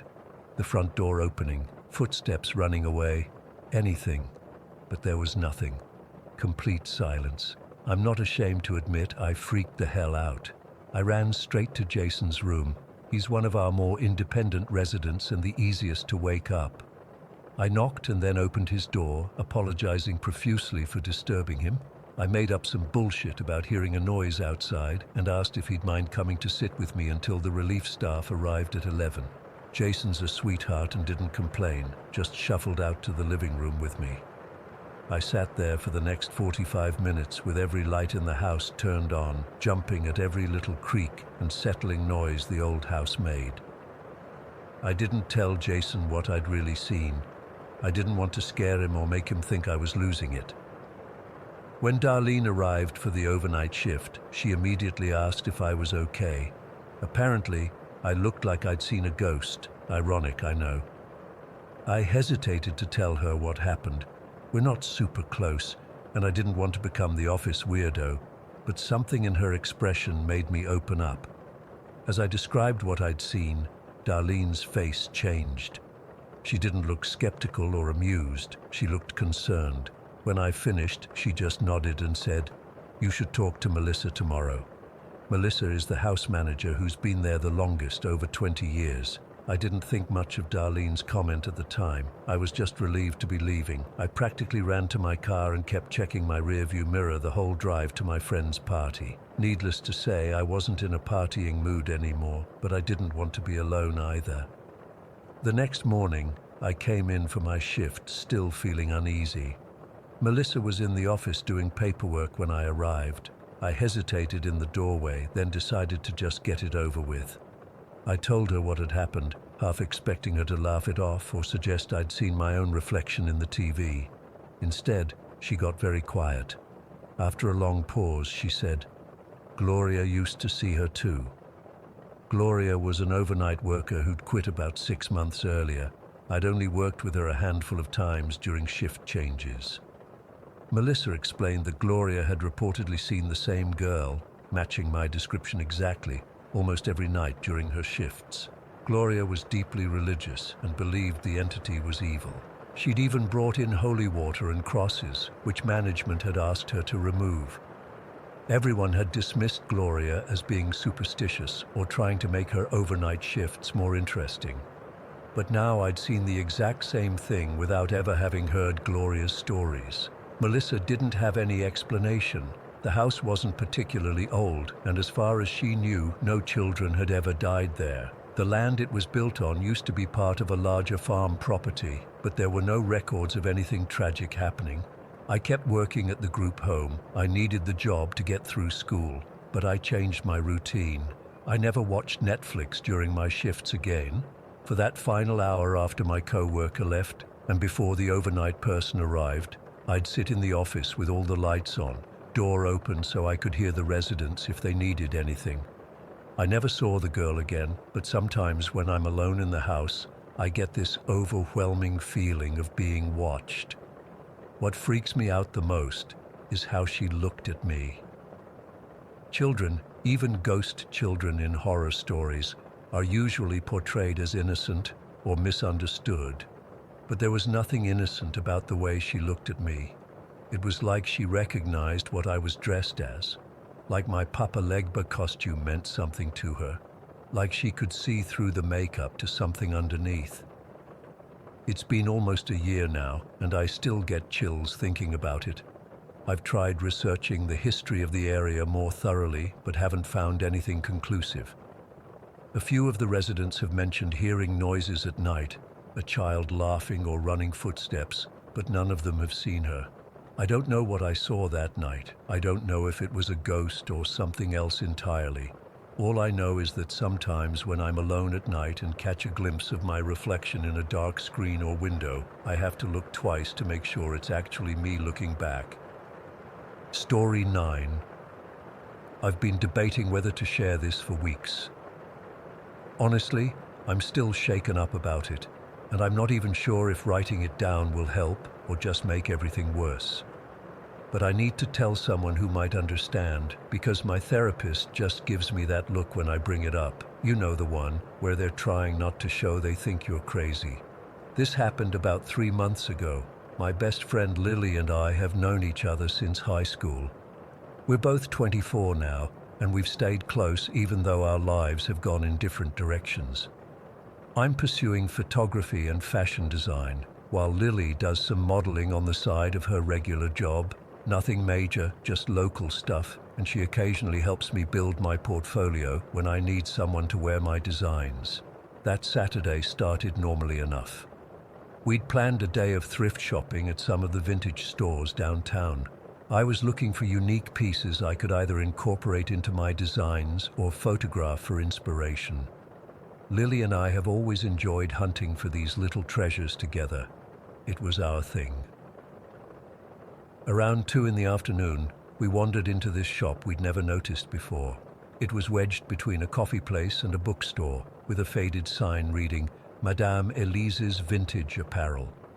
The inside smelled like mothballs and that distinct old clothes smell, but the items looked amazing. All genuine vintage pieces from different eras, not the mass-produced vintage-style stuff you usually find. The woman running the shop barely acknowledged us when we came in. She was ancient, with gnarled hands and these intense eyes that seemed to follow us as we browsed. I remember thinking it was creepy how she didn't say a word, just watched us from behind her counter. That's when I spotted it. This incredible Victorian-style corset hanging on a display near the back. It was made of dark burgundy satin with black lace trim and steel boning. The craftsmanship was remarkable. You could tell it was authentic, not some Halloween costume piece. I immediately imagined how amazing it would look in a photo shoot with Lily modeling it. "This is gorgeous," I said, running my fingers over the fabric. There was something about the texture that felt off, like it was simultaneously too smooth and too rough against my skin, but I brushed off the feeling too excited about the find. When I brought it to the counter, the old woman finally spoke. "Are you sure?" Her voice was raspy, like she hadn't used it in years. "That one has history." I just laughed and said, "That's what makes it perfect." God, I wish I'd listened. The price tag said $60, which was a steal for an authentic period piece in such good condition. I should have wondered why it was so cheap. The woman took my money without another word, but as she handed me the bag, her fingers brushed against mine. They were ice cold, and I swear she whispered something under her breath. Lily and I headed straight to my apartment afterward. We were both excited to try the corset on, thinking it would make for some fantastic photos. My place is this tiny one-bedroom with an area I've set up as a makeshift photography studio, just some lights, a backdrop, and whatever props I've collected. It was about 4 in the afternoon when we got there. I remember because the light was streaming through my windows at that perfect golden hour angle I love for shooting. We were laughing, drinking wine, and sorting through our thrift finds when I pulled out the corset. "You have to try this on," I told Lily. "It'll look amazing on you." She seemed hesitant at first, which wasn't like her. "I don't know, Cass. There's something weird about it." "Don't be silly," I said, already helping her take off her shirt. "It's just an old corset, probably made some Victorian lady look tiny-waisted for her husband." Lily reluctantly agreed, and I helped her into it. The corset had these metal clasps down the front instead of traditional lacing, which made it easier to put on. As I fastened each clip, I noticed how perfectly it fit her, almost like it was adjusting itself to her body.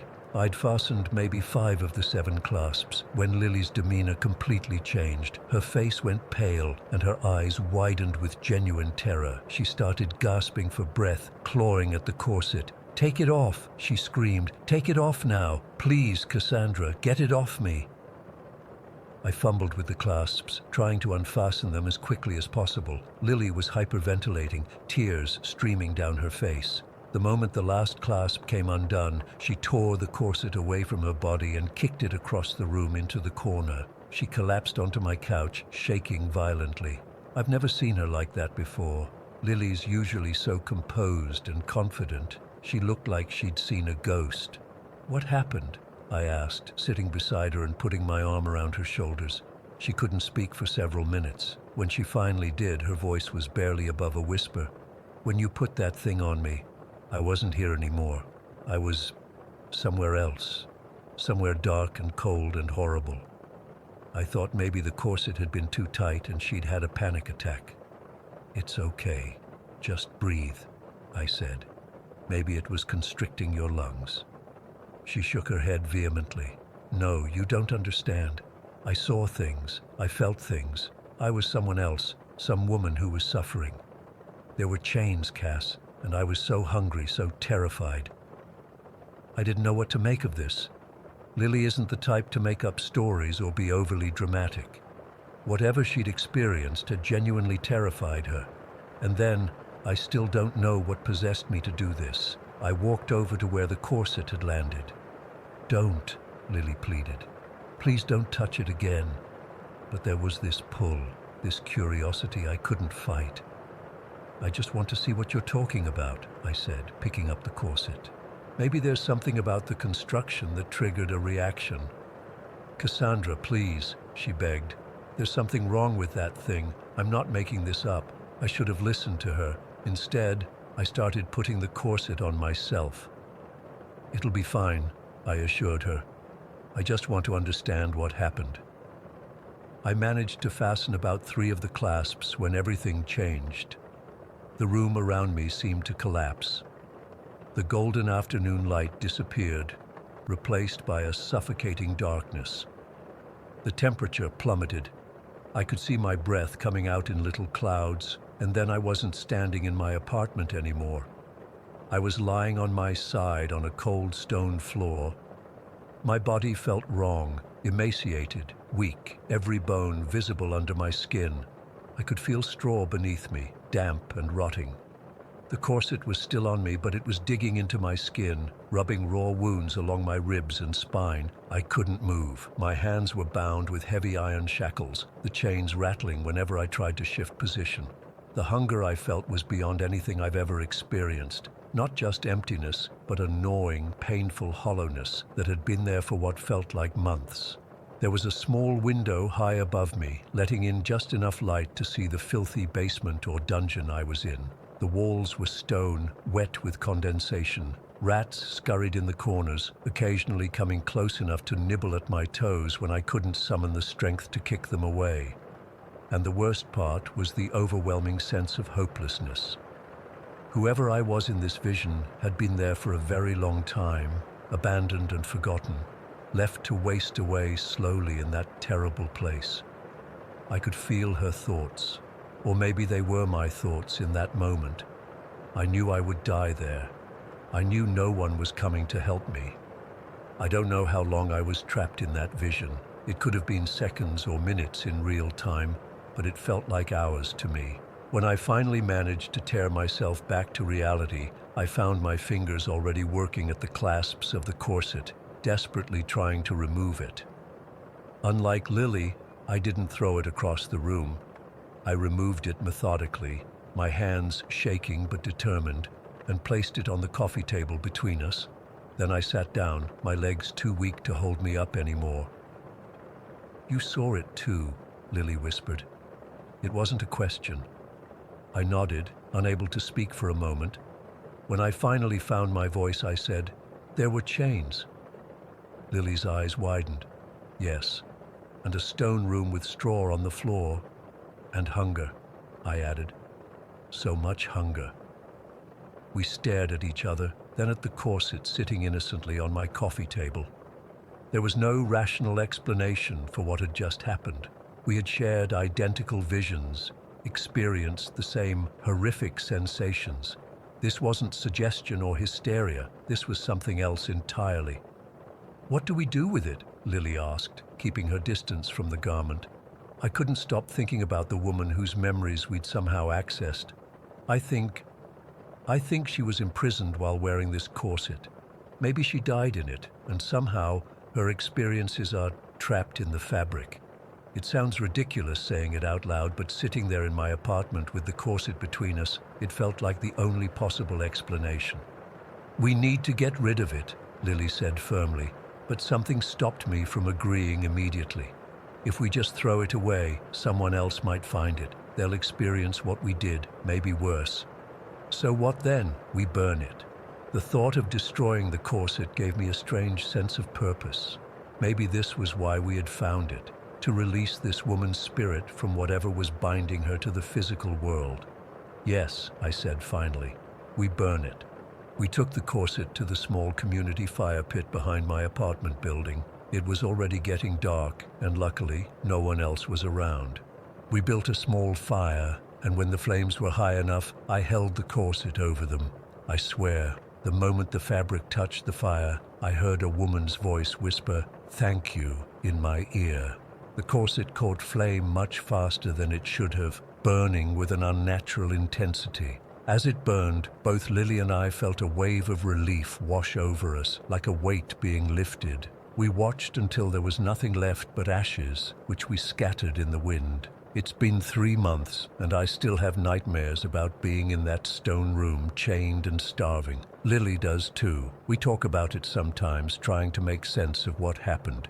We've researched the history of the building where the shop was, hoping to find some connection to our vision. But when we went back to look for Madame Elise's, the store was gone. Not closed, gone. There was nothing between the coffee shop and the bookstore but a blank wall, as if the vintage store had never existed at all. I don't expect anyone to believe this story. I'm not sure I would believe it if someone else told it to me, but I know what Lily and I experienced was real. Sometimes objects hold on to pieces of the past, echoes of pain and suffering that most people never notice. But if you're unlucky enough to find one of these objects, to really connect with it, you might find yourself experiencing someone else's nightmare. And I still can't shake the feeling that somewhere, somehow, that woman is finally at peace. Story 10. I still get goosebumps thinking about what happened that night in Riverdale. It's been 3 months, but I haven't been able to shake the feeling that something truly unexplainable happened to my family. I've never been one to believe in supernatural stuff. I'm pretty practical, always looking for the logical explanation. But what we experienced that fall evening in our suburban home has left me questioning everything I thought I knew about reality. It was a typical Wednesday evening in October. The air outside had that crisp fall feeling, and the leaves were starting to change colors. My husband Carlos was helping our son Miguel with homework at the kitchen table while I prepared dinner. Our daughter Sophia was setting the table, complaining about some drama at school, just normal family stuff, you know. The kitchen smelled like garlic and onions as I stirred the pot of chili I was making. We were all talking over each other the way families do. Miguel explaining some math problem, Sophia interrupting with details about her friend's betrayal, Carlos trying to focus on the homework while also listening to Sophia. The TV was on in the background, some news program nobody was really watching. That's when we heard it. 3 distinct knocks on our back door. We all went quiet for a second. Nobody ever uses our back door. It's not even visible from the street. You'd have to walk through our side gate, past the garbage cans, and around to the back of the house to get to it. All our friends and family know to use the front door, which has a doorbell and everything. "Are we expecting someone?" Carlos asked, looking at me with confusion. I shook my head.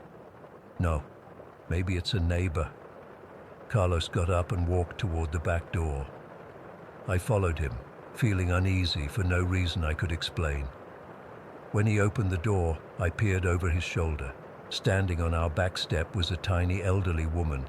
She couldn't have been more than 4'10", with wispy white hair pulled back in a loose bun. Her face was deeply lined, and she had these intense dark eyes that seemed too large for her face. But what really struck me was the jewelry. She was absolutely loaded with gold. Rings on every single finger also burst open with the same violent force. "What the hell?" Carlos shouted, moving toward the doors. That's when a freezing cold gust of wind tore through our living room. It was so cold it stung my skin, and so powerful it extinguished every single candle instantly. I grabbed the kids and pulled them close to me on the couch, and then the back door, the same one where the old woman had appeared, slammed open as well.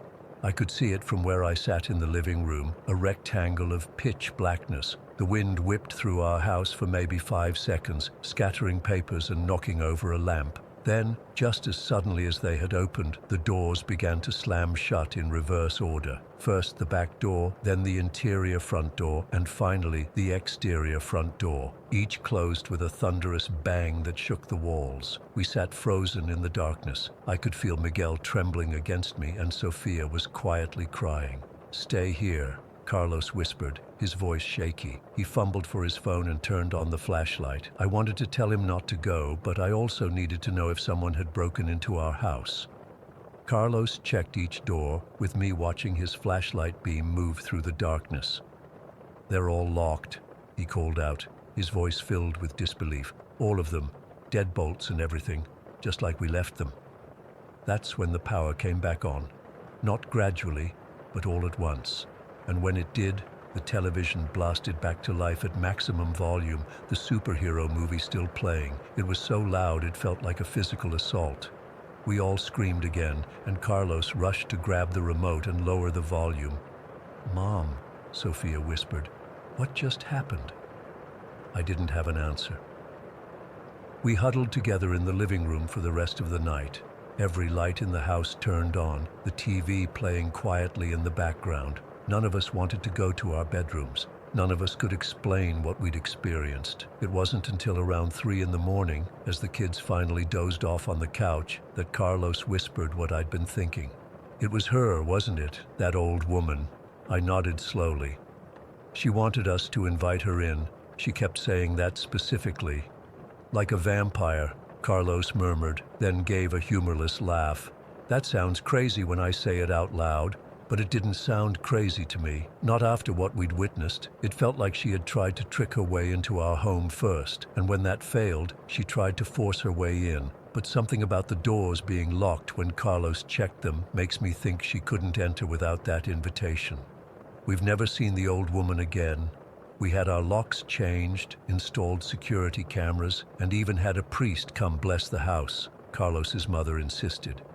The security cameras have never picked up anything unusual, and we haven't had any more inexplicable events. But sometimes when I'm home alone and there's a sudden draft, I can't help but wonder, what if we had invited her in that night? What would have happened to us? What did she really want? And whose daughter was she looking for? Story 11. I've never told the full story of what happened that Halloween night when I was 12. Not to my parents, not to a therapist. Nobody. I've carried this for over a decade now, but I still can't make sense of it, and I'm hoping maybe someone here has experienced something similar. This happened in Millfield, this cookie-cutter suburb where I grew up. Neat lawns, cul-de-sacs, the whole deal. It was Halloween night, and I'd been at my Aunt Karen's house with my parents. They were having this adult Halloween get-together with the neighbors, which meant all of us kids were bored out of our minds by around 10 o'clock. I remember my cousin Josh had this sweet BMX bike he'd gotten for his birthday a few weeks earlier. It was way cooler than my bike back home, midnight blue with these shiny chrome handlebars. While the adults were busy drinking wine and laughing too loud at each other's jokes on the back patio, Josh let me try out his bike around the neighborhood. "Just don't scratch it," he warned me. Josh was 14 and treated that bike like it was made of gold. At first, I just rode around the block a few times, but honestly, I was feeling kind of rebellious. My parents rarely let me out after dark, especially not alone, and definitely not at midnight on Halloween. But they were distracted, and I was 12. Old enough to feel invincible, but young enough to be really stupid about it. The streets were completely empty. Most trick-or-treaters had packed it in hours ago, and the only signs of Halloween were a few jack-o'-lanterns still flickering on porches and some fake cobwebs blowing in the breeze. I remember feeling this weird rush of freedom, pedaling right down the middle of Oakwood Drive like I owned it. The night was unusually quiet. No cars, no distant music from house parties, nothing. Just the sound of the bike chain clicking and my breathing. It was chilly enough that I could see my breath, and the moon was nearly full, casting this pale bluish light over everything. Typical fall night in the Midwest, crisp, clear, with that earthy smell of dried leaves. I'd been riding for maybe 20 minutes when I decided to try one more lap before heading back. It was getting close to midnight, and even though nobody had called me in yet, I knew I was pushing my luck. I was pedaling down the middle of Maple Street, about 4 blocks from my aunt's house, when it happened. The street was lined with these big old oak trees that had lost most of their leaves, so the moonlight was making these weird shadow patterns on the road. I remember noticing how the shadows looked almost like hands reaching across the asphalt. Then suddenly, this blindingly bright light appeared out of nowhere. It was so intense that I had to squint and nearly lost control of the bike. My first thought was that some jerk in a car had their high beams on and was about to run me over. I started to swerve toward the sidewalk, my heart racing. But the weird thing was, I didn't hear an engine. No car sounds at all. Just this intense white-blue light washing over everything for maybe 3 or 4 seconds. Then it faded as quickly as it had appeared. When my eyes adjusted back to the darkness, I realized I wasn't alone on the street anymore. About 20 yards ahead of me, standing directly in the middle of the road, was something. At first, my brain couldn't even process what I was seeing. It was like those moments when you're half asleep and can't tell if you're dreaming. This figure was impossibly tall. I'm not exaggerating when I say it was as tall as the power poles along the street, maybe even taller than some of the trees, 15, maybe 20 feet high. But it was the proportions that really messed with my head. It was so unnaturally thin and stretched out, like someone had taken a normal human and just pulled them like taffy. Its limbs were way too long for its body. Arms that hung down past what should have been its knees, legs like stilts. The skin was this sickly, pale color that seemed to glow faintly in the moonlight, almost translucent, like I could almost see through parts of it. If you've ever seen pictures of the Slender Man, it was like that, but without clothes, and somehow more organic, real. I don't know how to describe it. The strangest part was that I didn't feel scared. At least not immediately. I felt confused, like my brain was working overtime trying to make what I was seeing fit into some category I understood. Was it a Halloween decoration, some weird projection, a prank? But deep down, I knew it wasn't any of those things. We just stood there, me on my cousin's bike, frozen in place, and this giant entity, standing motionless in the middle of the road. I couldn't see a face from that distance. Just this smooth, pale head that seemed slightly too small for its body. After what felt like forever, but was probably only a few seconds, it moved. Not like a person moves, with natural fluidity.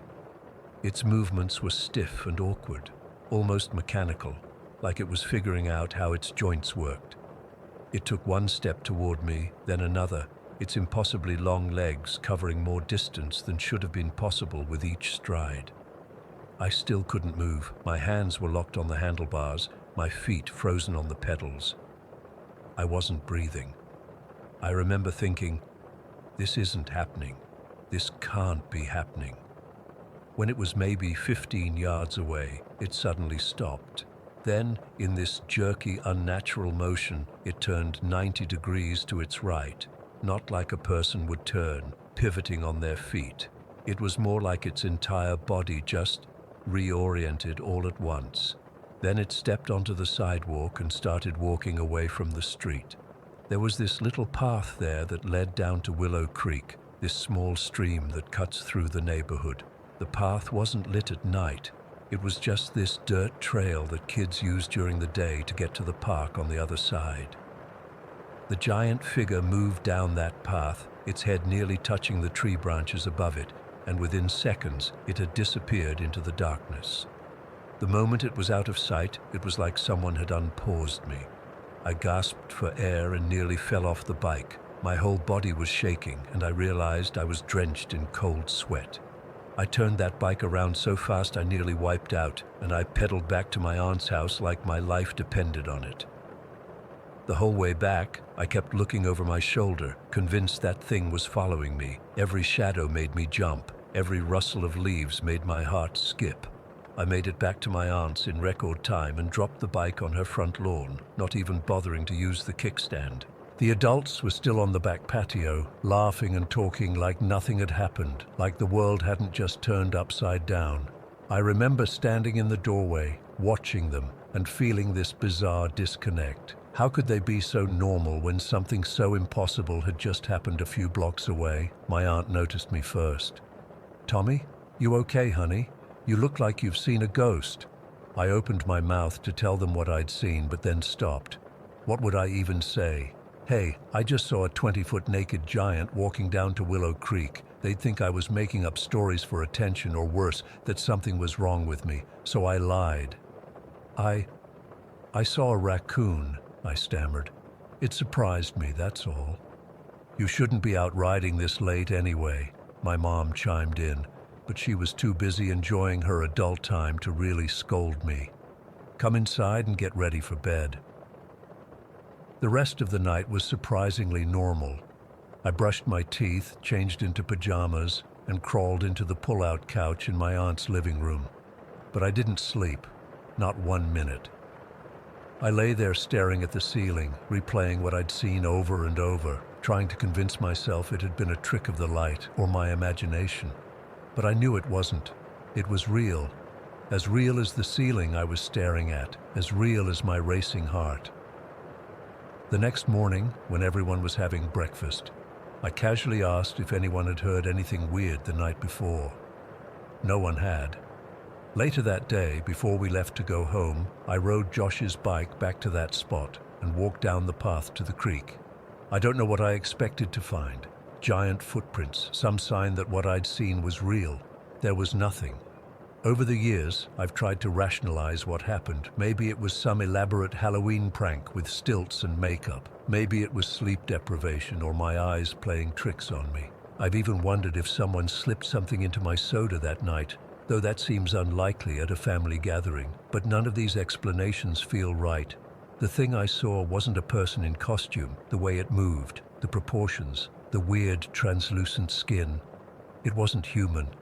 I'm 23 now, and I've had plenty of normal experiences in my life. I'm not the type who sees ghosts around every corner or believes in every conspiracy theory. But that night in Millfield is the one thing I can't explain away, the one crack in my understanding of what's possible in this world. I've never gone back to that exact spot at night. Even when I visit my aunt, I make excuses to avoid being near Willow Creek after dark. I don't know if that thing is still there or if it was just passing through our reality for a moment. But sometimes, when I'm alone at night and the shadows start to move, I remember those impossibly long limbs and that jerky mechanical movement, and I wonder what would have happened if I hadn't been on a bike, if I hadn't been able to get away so quickly. And I wonder if anyone else has seen it, or something like it, if there are others out there carrying around their own impossible memories, too afraid or too unsure to share them. Story 12.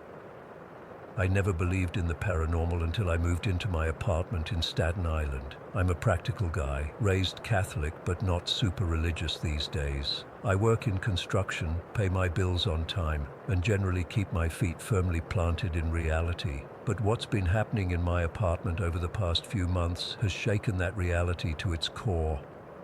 It all started about 4 months after my girlfriend Melissa, her 7-year-old son Dylan and I moved into this second-floor apartment. Nothing fancy, just a standard 2-bedroom in a building with about 8 other units. The neighborhood is pretty quiet. Families, working people, nothing out of the ordinary. That first night it happened. I was sitting on the couch watching TV. Melissa had taken Dylan to his friend's birthday party, so I had the place to myself for a few hours. I was just zoning out to some baseball game, beer in hand, when I heard it. Robert. Not Rob, not Robbie. Robert, my full name, which almost nobody calls me except my mom when she's pissed. The voice was female, mid-20s to early 30s maybe, and it came from directly behind my head, like inches away. I jumped up so fast I spilled beer all over myself. I spun around, but there was nobody there, just the wall. I searched the entire apartment, checked closets, under beds, the bathroom, everything. Nobody, all windows locked, door still chain locked from the inside. I even went out to the hallway thinking maybe someone was playing a trick, but it was empty. I didn't tell Melissa when she got home. I figured I'd just imagined it, or maybe I was more tired than I thought. But I know what I heard. Someone, something, had said my name clear as day. For about a week and a half, nothing happened. I had almost convinced myself I'd imagined it when it happened again. I was doing dishes while Melissa was helping Dylan with homework in his room. Same voice, same Robert, same feeling of it being right behind me. I whipped around, heart pounding, water dripping from my hands. Nothing. But this time, something else happened. As I stood there, frozen, I heard what sounded like an old man clearing his throat. Then that voice, raspy, deep, also said, "Robert." It came from the corner of the kitchen, near the pantry. That's when I started to freak out a bit. I called out, "Who's there?" My voice was shaking. No response. I grabbed a knife from the drawer and checked the whole apartment again. Nothing. When I got back to the kitchen, Melissa was standing there looking concerned. "Who were you talking to?" she asked. I made up some excuse about a wrong number on my cell. I still wasn't ready to tell her what was happening. I didn't want her to think I was losing it. After that night, things escalated quickly. The very next evening, while I was in the shower, I heard growling. Not like a dog, deeper, more guttural. It was coming from right outside the shower curtain. Then it turned into this weird hissing sound, followed by breathing that was unnaturally deep and slow. I yanked the curtain open but saw nothing. My heart was racing so hard I could feel it in my throat. A few days later, I was alone again, watching TV with the lights off. I felt something touch my shoulder, like fingers, but ice cold. I jumped up and turned on every light in the apartment. I was shaking so bad I could barely hold my phone to call my buddy Mike. I didn't tell him what happened, just asked him to come over for a beer. I couldn't be alone. The following week, I started noticing cold spots throughout the apartment. Not just cooler areas, I'm talking freezing patches of air that would give me goosebumps so predominant that it looks like braille or sandpaper on my skin. These spots would move too. One minute the bathroom would be normal, the next it would be like walking into a freezer, but only in one specific area. About a month in, I started seeing things, shadows moving across walls when there was nothing to cast them, not just any shadows, human-shaped ones. The first time, I was brushing my teeth before bed. In the mirror, I saw what looked like a person-shaped shadow slide across the wall behind me. I spun around so fast I knocked everything off the counter. Nothing was there, but I swear to God I saw it. One morning, while showering before work, I saw a human silhouette pass by the shower curtain. It wasn't Melissa. She was already at work, and Dylan was at school. The shape was too tall to be a kid and too short to be my girlfriend. I stood there, soap running down my body, frozen in fear. That's when I finally decided to tell Melissa. I was expecting her to think I was crazy or making it up, but her reaction surprised me. "I've been hearing things too," she admitted quietly after I told her everything. "Last week I heard you call my name from the kitchen when you were at work, and Dylan—" She hesitated. "Dylan's been talking about the whisper people in his room. That night we both heard it, knocking sounds coming from inside the walls. Not like pipes or normal house settling, deliberate knocks in patterns of 3. We'd hear what sounded like something heavy falling in the next room, but when we'd check, nothing would be out of place. I started recording things on my phone. At first it was just to prove to myself I wasn't imagining it. I set up my phone to record audio while we were sleeping.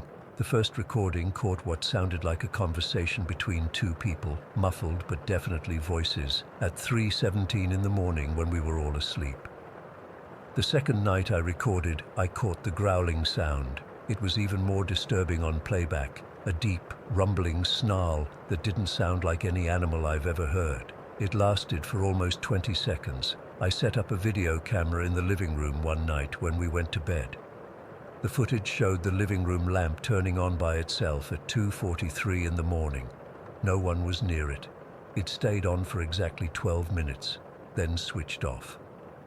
Another time, my phone camera caught a black mass moving across the hallway when no one was home. It wasn't a shadow. It had dimension to it, like a dark cloud. Without these recordings, I think I would have convinced myself I was losing my mind, but having actual evidence, that's almost worse, because now I know for sure something is happening, and I have no fucking clue what to do about it. The weirdest part?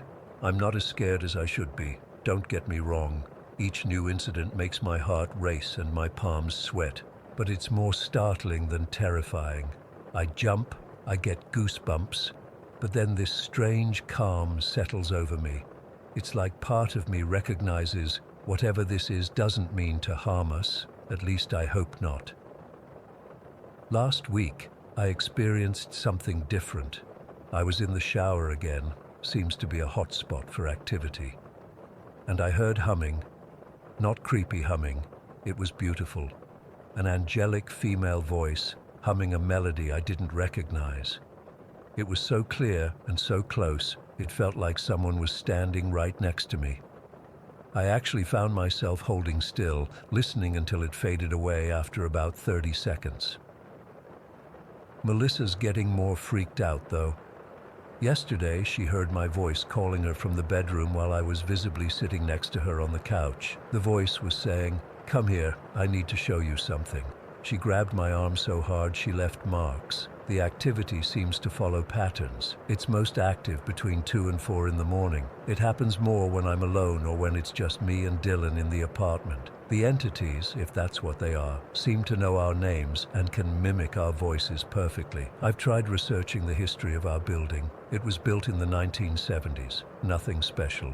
No reports of deaths in our unit that I could find. I even asked some of the neighbors if they've experienced anything strange. Most just gave me weird looks, but our upstairs neighbor, an older woman named Mrs. Kravitz, got real quiet when I asked. She just said, "Every building has its residents, living and otherwise," then closed her door. The most unsettling incident happened just last night. I woke up around 3 in the morning to use the bathroom. As I was walking back to bed, I felt something brush against my back, like fingers trailing down my spine. I froze, and that's when I heard the whisper right in my ear. "We were here first, Robert." I couldn't move, couldn't breathe. The air around me dropped about 20 degrees in an instant. Then I felt it again, a hand on my shoulder, but this time it squeezed, not aggressively, almost reassuringly. I don't know how to explain it. I still haven't told Melissa about that one. I don't want to scare her more than she already is. Dylan's been having nightmares, waking up crying about the shadow people who stand in his doorway. We've considered moving, but our lease isn't up for another 8 months and we can't afford to break it. Plus, part of me wonders, what if whatever this is follows us? What if it's attached to one of us, not the apartment? I've tried praying, burning sage, felt stupid doing it, but was desperate. Even yelling at whatever it is to leave us alone. Nothing works. The activity might quiet for a day or two, but it always comes back. The thing that keeps me up at night isn't the phenomena themselves. It's trying to understand why this is happening to us. Why me? Why Robert? What do these entities want? Are they trying to communicate something specific, or just making their presence known? I'm writing this all down because I need to get it out. I need someone to believe me. The recordings help, but they don't explain anything. They just confirm what I already know. Something is here with us, something that shouldn't be, and I have no idea what to do next. Story 13. I've never really told this story to anyone outside my immediate family. Even now, 20 years later, typing this out makes my hands shake a little. I'm not superstitious or religious. I've always been pretty grounded, even as a teenager. But what happened that night at my grandmother's house has stayed with me, lurking in the back of my mind whenever I find myself alone in a dark room. I grew up in a tiny farming community in central Texas, where everybody knew everybody and most families had been there for generations. My grandmother lived in an old farmhouse about 15 minutes outside of town. It wasn't anything special, just a simple one-story house with 3 bedrooms, wooden floors that creaked with every step, and windows that rattled when the wind blew hard. The place was built sometime in the 40s, I think. When I was 15, I started staying with my grandmother on weekends and during school breaks. My parents were going through a rough patch, fighting constantly, and the atmosphere at home was suffocating. My grandmother, we all called her Nana, was more than happy to have me. She lived alone since my grandfather passed away, and I think she appreciated the company.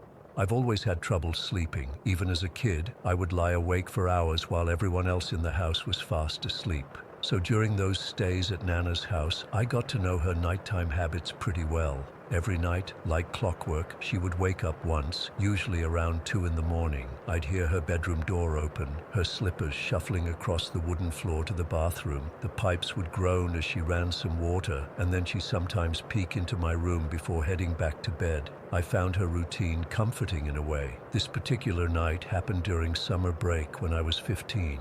It was mid-July. Unbearably hot and humid, even with the window AC units running. I remember lying in bed, sweating through my pajamas, listening to the cicadas screaming outside. The sound was deafening, a constant pulsing rhythm that somehow made the silence of the house even more pronounced. I must have dozed off eventually because I woke up to the familiar sound of Nana's bedroom door creaking open. I glanced at the digital clock on the nightstand. 2:17 in the morning, right on schedule. I heard her shuffling down the hallway, the bathroom door opening and closing, water running. I was half awake, just conscious enough to register these familiar sounds. A few minutes later, I heard footsteps approaching my room. The door was already partially open, and from my bed, I could see a slice of the dark hallway. I closed my eyes, pretending to be asleep like I always did. I don't know why. I guess I didn't want Nana to worry that I was still awake at that hour. But something felt different this time. The footsteps stopped at my doorway, which was normal, but then, nothing. Usually, Nana would peek in for just a second and then head back to her room. This time, there was just silence. I could feel someone, something, watching me. After what felt like forever, I heard the footsteps again, entering my room. That was unusual. Nana rarely came all the way in during her nighttime checks. I kept my eyes closed, but I could sense a presence getting closer to my bed. I felt goosebumps rising on my arms despite the heat. The presence lingered there, beside my bed, for what felt like an eternity. I could hear soft breathing, barely audible over the drone of the window AC unit. Finally, curiosity and unease got the better of me. I opened one eye just a tiny bit, enough to see through my eyelashes. In the dim light filtering in from the hallway nightlight, I could make out what looked like Nana's silhouette standing beside my bed. Her distinctive curly short hair, the loose house dress she always wore to bed, even her slightly hunched posture from the back problems she'd had for years. It was definitely her, or so I thought. I was about to close my eye again when the figure began to move. It leaned forward, reaching toward the edge of my sheets. This was definitely not part of the routine. Nana never touched my bed during her checks. "Nana," I whispered, my voice sounding unnaturally loud in the quiet room. The figure didn't respond. It just continued reaching for my sheets. I thought maybe she hadn't heard me, or perhaps she was sleepwalking. I sat up, laughing a little nervously. "Nana, what are you doing? You scared me." The figure didn't react at all. No startled movement, no apology, nothing. It just continued, reaching for my sheets with slow, deliberate movements. That's when the first real spike of fear hit me. Something was wrong. The room suddenly felt ice cold. I could see my breath coming out in little puffs, which made no sense in the middle of July in Texas, even with the AC running. The air felt heavy, like it was pressing down on me from all sides. "Nana?" I tried again, my voice cracking. No response. As the figure reached the edge of my sheets, I panicked. I grabbed my pillow and swung it hard at the figure, screaming, "Nana, Nana, help!" The pillow met no resistance. It swung through the figure like it was passing through smoke, but the figure itself didn't disappear. It just paused, its hand still outstretched toward my sheets.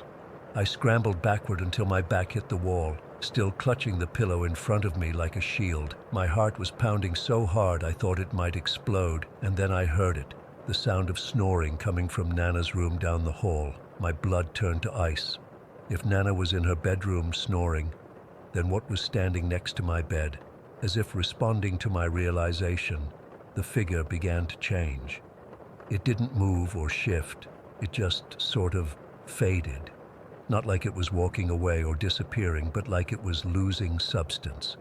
The edges of its silhouette became fuzzy, indistinct, and as it faded, I could still make out the shape of Nana, the curly hair, the house dress, the stooped posture. But it was like looking at a photograph that was slowly being erased. I couldn't move. I couldn't scream. I was frozen, watching this thing that had perfectly mimicked my grandmother slowly dissipate in front of me.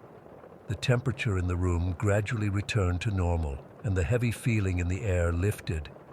When I finally found my voice again, I screamed for Nana, my real Nana, so loudly that I'm surprised the neighbors didn't call the police. I heard her startle awake, her bed creaking as she got up quickly. She came rushing into my room, flipping on the light switch. "Rachel, what's wrong? What happened?" She was wearing the same type of house dress I'd seen on the figure, her hair messy from sleep, but her face was filled with concern. I was shaking uncontrollably, tears streaming down my face.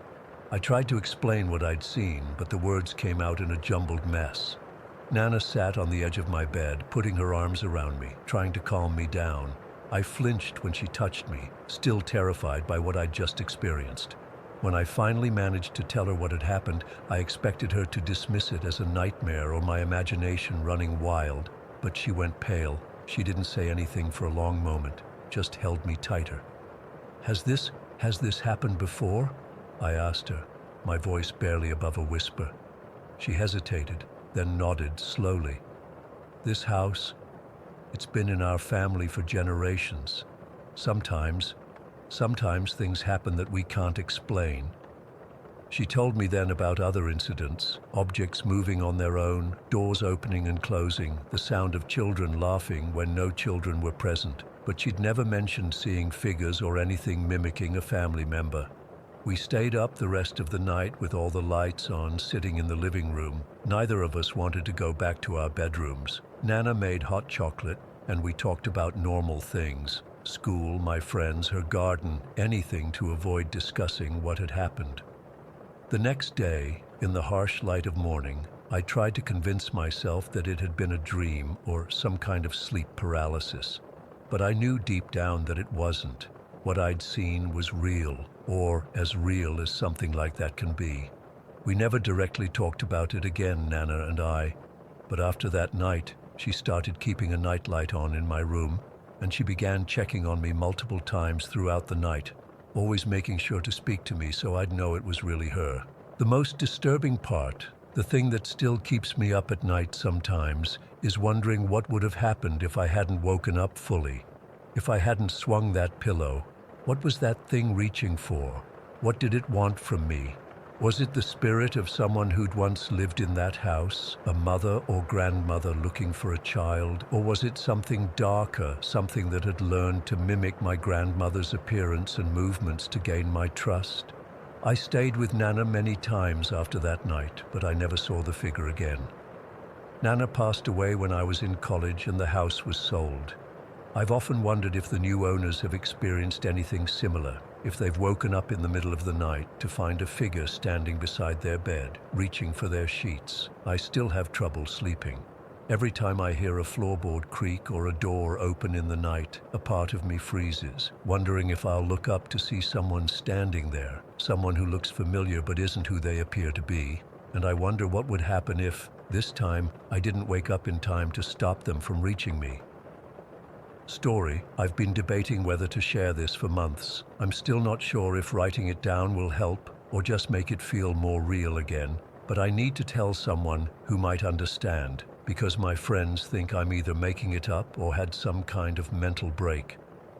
This happened back in February at the Sokolov Apartments where I live, one of those ugly 12-story Soviet blocks built in the 70s. You know the type.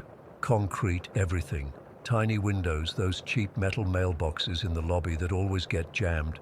I've lived here for almost 4 years now, and while it's not fancy, it's home. Apartment 804. It was a Tuesday. I remember because I had that weekly team meeting that always runs late. I got home around 7:30 in the evening, tired and hungry like usual. The sky was already dark and it was snowing lightly. Not enough to be a problem, just enough to make everything damp and cold. I nodded at the old security guard in the lobby, he never really looks up from his crosswords, and headed for the elevators. There are 2 of them, and I always take whichever arrives first. That night it was the left one. Here's where it gets weird. I pressed the button for the 8th floor like I've done literally thousands of times before. The button lit up and the doors closed normally, but then the elevator made this sound. It's hard to describe. Kind of a repetitive mechanical whirring, almost like it was struggling, not the normal humming you expect. I didn't think much of it at first. These elevators break down all the time, but then the light flickered. Not just a quick flicker, but a slow, pulsing dimming. And when it came back on, it wasn't the usual harsh white fluorescent. It was this sickly yellow color, like those old incandescent bulbs from decades ago. And then I felt the elevator move, but downward. This made no sense because I was already on the ground floor. There shouldn't be anything below except maybe a maintenance area, and I've never seen buttons for a basement or anything like that. I hit the door open button, but nothing happened. I tried pressing the lobby button, then my floor again, then the emergency button. Nothing, just that weird mechanical whirring sound getting louder. The floor indicator above the door had changed too. Our building has those old-style floor indicators with the Roman numerals that light up as you pass each floor. But now they were different. Arabic numbers, I think, but not quite right somehow. They looked almost handwritten. The elevator kept descending for way too long, at least twice as long as it would take to go from the ground floor to the 12th. My stomach was doing that dropping thing you feel on roller coasters, and my ears actually popped. I remember thinking, this is impossible. We can't be going this deep. When it finally stopped, I was sweating despite the cold. The doors didn't open right away, and for a second I was relieved. Maybe it would just go back up and I could forget this ever happened. But then they slowly slid open. I was looking at what appeared to be a hallway. It looked similar to my floor, but wrong. The proportions were slightly off. The ceiling seemed higher, the hallway narrower. The walls weren't our usual dingy beige, but a dark green color. The light fixtures were these strange brass things with bulbs that gave off that same yellowish light as the elevator. I stood frozen, not wanting to step out. The floor indicators showed I was on the 8th floor, but this clearly wasn't my 8th floor. Still, I could see apartment 804 directly across from the elevator, just like in my building's layout. But this door was all wrong. My door is this cheap, flimsy white thing with a peephole and a normal lock. This door was heavy, made of some dark wood with these weird carvings around the edges. Instead of a peephole, it had a small piece of colored glass. And the strangest part was the keyhole. It wasn't flush with the door, but protruded outward about an inch, like some antique lock you'd see in a museum. I remember thinking I should just stay in the elevator, but curiosity got the better of me. I took one step forward, just to the threshold of the elevator, still keeping one foot inside. That's when the door to my apartment started to open. I can't properly describe what I saw next. My brain couldn't process it then, and it still can't now. It was like when you see something in your peripheral vision that disappears when you look directly at it. But this was right in front of me. It was roughly human-shaped, I think. Tall, too tall for the doorway, so it was folded somehow. The proportions were all wrong, and it moved in this jerky way, like stop-motion animation, but in real life. The worst part was that it seemed to be looking right at me, even though I couldn't make out anything resembling a face. It made a sound, not speaking exactly, but like speech that had been recorded and then played at the wrong speed. It reminded me of when you slow down audio in a video game and it gets all distorted and deep. I couldn't understand the words, if they even were words, but the sound made my teeth hurt and my vision blur around the edges. I stumbled backward into the elevator, slamming my hand against the button panel. I wasn't even looking at which button I hit. I just needed to get away. The doors started to close so slowly it was agonizing. The thing moved toward me, and I swear the hallway seemed to stretch and contract as it approached, like the space itself was unstable. Just as the doors were about to close completely, I caught one last glimpse of it reaching out with what might have been an arm, or might have been something else entirely. Then darkness, complete darkness. The elevator stopped making any sound at all. The lights were out, and I couldn't even see the button panel anymore. But the weirdest part was the sensation. I felt weightless, like I was floating inside the elevator. My feet weren't touching the floor anymore, and I could feel my hair floating around my head. My stomach lurched like I was in free fall. I couldn't tell if we were moving up, down, or not at all. There was no sense of direction, just this horrible floating feeling in pitch blackness. I couldn't even feel the walls of the elevator anymore when I tried to reach out. It was like being suspended in nothingness. I don't know how long this lasted. It felt like forever, but was probably only seconds. Then the light flickered back on. That same sickly yellow at first, then gradually shifting back to the normal white fluorescent I was used to. My feet hit the floor with a jolt that sent pain shooting up my legs. I could see out the small window in the elevator door now, but there was nothing outside, just blackness. Not darkness like a dark room, but a complete absence of anything. I pressed the button for the ground floor, my fingers shaking so badly I had to use both hands. The elevator started moving, but upward this time. I could feel it in my stomach and hear the normal mechanical sounds I was used to. But the window still showed nothing but that absolute blackness. When the elevator stopped, the display showed I was at the ground floor. For a terrifying moment, the doors opened onto that same nothingness. I pressed myself against the back wall, certain I was about to be sucked into some kind of void. But then the light flickered one more time, and suddenly I was looking at the familiar lobby of my building. The same ugly tile floor, the same bulletin board with notices about plumbing work, the same security guard still doing his crossword, not even looking up. I practically fell out of the elevator, gasping for breath. The guard finally glanced up, giving me an annoyed look before returning to his puzzle. I wanted to scream at him to ask if he'd noticed anything, but I couldn't find my voice. I stood there for a minute, trying to calm down. Had I imagined the whole thing? Had I fallen asleep standing up in the elevator? But I've never had a dream that vivid or terrifying. Eventually, I pressed the button for the up elevator, the right one this time. When it came, I stepped in cautiously, ready to jump out if anything seemed off. But it was completely normal. It took me to the 8th floor without incident, and I found my apartment exactly as it should be. Cheap white door, normal keyhole, everything familiar inside. I didn't sleep that night, or much in the weeks after. I've been taking the stairs ever since, all 8 flights, every single day. My co-workers think I've gone on some health kick. If only they knew. I've tried researching similar experiences online. The closest things I've found are stories about dimensional slips or glitches in reality. Some quantum physics theories talk about parallel universes existing alongside our own, occasionally overlapping. Was that what happened? Did I temporarily slip into another version of my building, another dimension, and what was that thing? A version of me from that reality? Something else entirely? I keep wondering if it's still there in that other place, waiting by the elevator, if somewhere in some other version of this building, there's an elevator that occasionally opens onto my hallway, and what would happen if that thing ever managed to get through before the doors closed? I still live here. I can't afford to move right now. Sometimes at night, I swear I can hear that same mechanical whirring sound coming from the elevator shaft, even though I'm 4 apartments away from it. And sometimes, when the lights flicker during a storm, they take on that yellowish tinge for just a second. I don't know what happened that night. I don't know if I'll ever understand it. But I know what I saw, what I felt, and I know I'm never setting foot in that left elevator again. Story 15.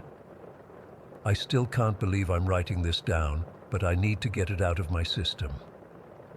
It's been 3 months since I left that house, and I still wake up in the middle of the night, thinking I hear those scratching sounds. I moved to this tiny town in rural Japan last year because of a teaching job at the local school. Finding affordable housing was tough, but I got lucky, or so I thought, when I found this beautiful old Meiji-era house for rent. The rent was suspiciously cheap, but the landlord explained that it was because the place was old and needed some understanding from tenants. I was 23, naive, and excited about living in such a historic building. What an idiot I was. The house was gorgeous, in that worn antique way. Dark wooden beams, sliding paper doors, tatami floors. Exactly what you'd expect from a traditional Japanese home. It was 2 stories, which is unusual for houses from that era. The landlord mentioned it had always been a rental property, never actually owned by a family. I didn't think much of that detail at the time. The first week was uneventful. I was busy setting up, cleaning, and organizing my stuff. But around day 8, I woke up at 3 in the morning to scratching sounds, not like a mouse or insect, more deliberate, like fingernails slowly dragging across the wall right by my head. I turned on my light immediately, and the sound stopped. Just like that, complete silence. I convinced myself it was the old house settling, or maybe some animal in the walls, but it happened again the next night and the night after, always stopping the second I moved or turned on a light.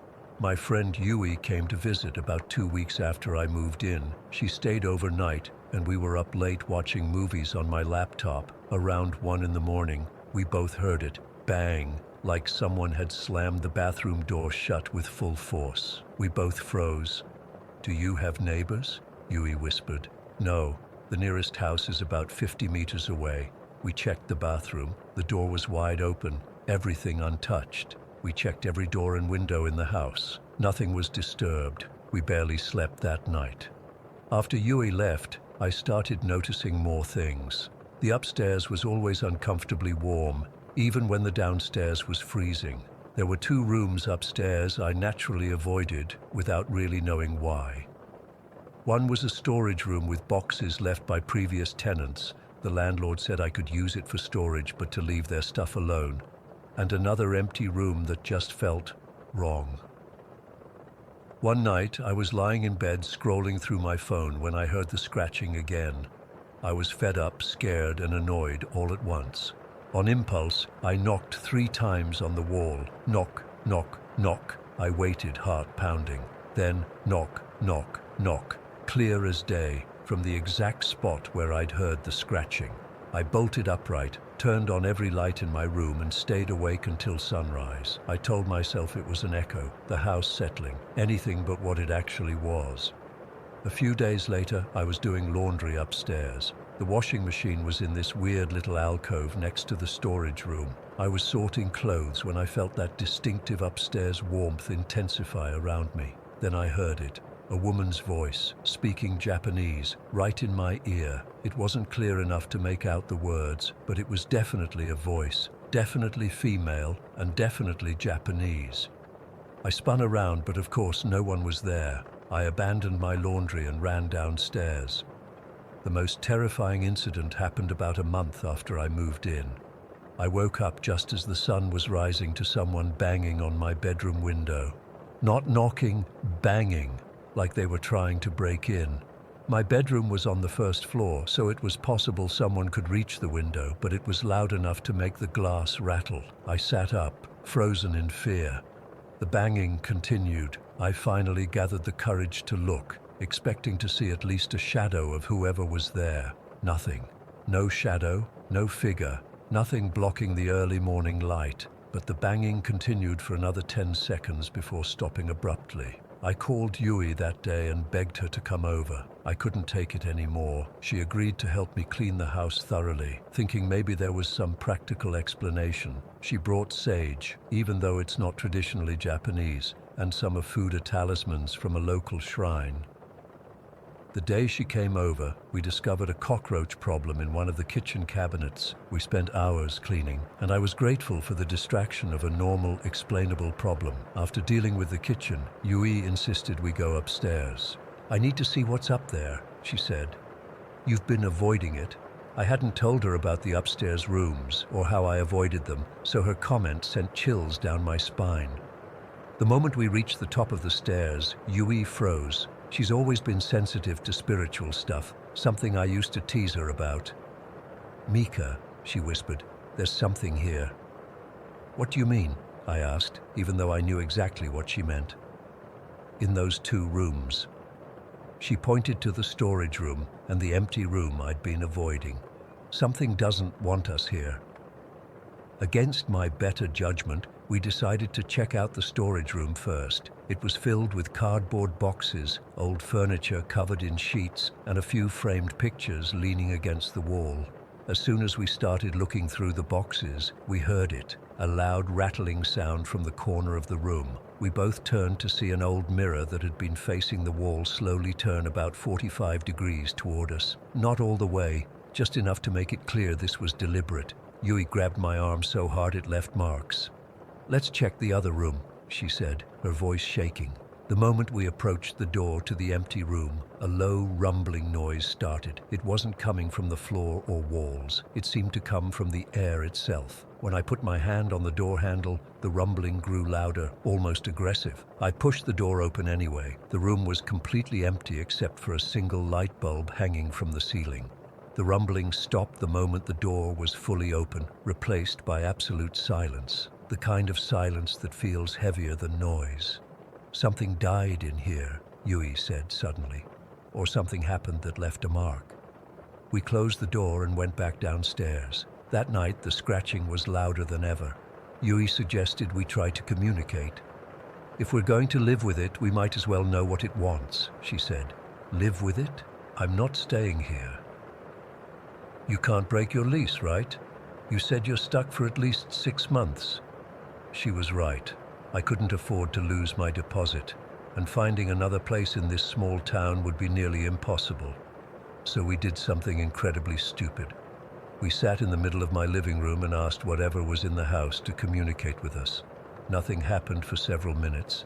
Then the lights flickered once, twice, 3 times. "Do you have a name?" Yui asked. The lights flickered again. "Akiko?" Yui suggested randomly. The lights stayed steady. "Yumiko?" Nothing. "Haru?" The lights flickered rapidly, and that's how my ghost got a name, Haru. We asked Haru yes or no questions for almost an hour. Through this bizarre form of communication, we learned, or believed we learned, that Haru had lived in the house during the Meiji period. She had been a servant, not an owner. She was protective of the upstairs rooms and the items in storage. After that night, things changed. The scratching continued, but it no longer scared me as much. Sometimes I'd say, "Good night, Haru," before going to bed, and the scratching would stop for that night. The banging on windows and doors decreased. But other things increased. Items would move around the house. Nothing dramatic, just slightly repositioned. My hairbrush would be on the opposite side of the bathroom sink. A book I left on the coffee table would be on the shelf. The mirror in the storage room would be turned around whenever I checked. One morning, I woke up to find all the cabinets in my kitchen open, every single one. I closed them, said "very funny, Haru," and went about my day. That night, they were open again. The upstairs rooms remained off limits in an unspoken agreement. I would do laundry as quickly as possible and never enter the storage room or the empty room. In return, Haru mostly left me alone. Mostly. About 4 months into my stay, things escalated again. I came home from work to find all my framed photos turned face down. Every single one. I set them right, feeling that familiar chill creep up my spine. That night, I heard footsteps pacing back and forth upstairs, not scratching, actual heavy footsteps. The next morning, I found a note on my kitchen table. I lived alone. I hadn't written any notes. It was a piece of paper torn from my own notebook, with characters written in what looked like pencil. The writing was shaky, barely legible, but I could make out 2 Japanese characters, Desu. Get out. I called Yui immediately. She came over, took one look at the note and said, "You need to leave. I can't break my lease. Forget the lease. This isn't Haru anymore, or it never was Haru. This is something else." That night was the worst. The scratching was constant from every wall. The footsteps upstairs never stopped. The temperature dropped so low I could see my breath, then rose so high I was sweating, then dropped again, all within minutes. Around 3 in the morning, I heard a woman crying from the empty room upstairs, not sobbing, wailing, the kind of cry that comes from absolute despair. I couldn't take it anymore. I grabbed my emergency bag, my phone, and my wallet, and I ran. I spent the night at Yui's apartment. The next day, I went to the landlord and told him everything. I expected him to think I was crazy, but he just nodded slowly. "It happens," he said. "Every few tenants. That's why the rent is low." "You knew?" I was furious. "You knew and you didn't warn me." He shrugged. "Would you have believed me? Would you have taken the house if I told you?" He let me break the lease without penalty. I moved out that weekend, leaving behind some furniture and clothes I couldn't be bothered to pack. Yui helped me, but she refused to go upstairs. As we were loading the last box into her car, she froze, staring at an upstairs window, the window of the empty room. "Mika," she whispered. "Look." I turned and saw it, a face pale and gaunt, staring down at us, just for a second, then it was gone. We left immediately. I still don't know what was in that house. I don't know if it was Haru or something pretending to be Haru. I don't know why it let me stay as long as it did before trying to drive me out. All I know is that old house was never meant to be a home, at least not for the living.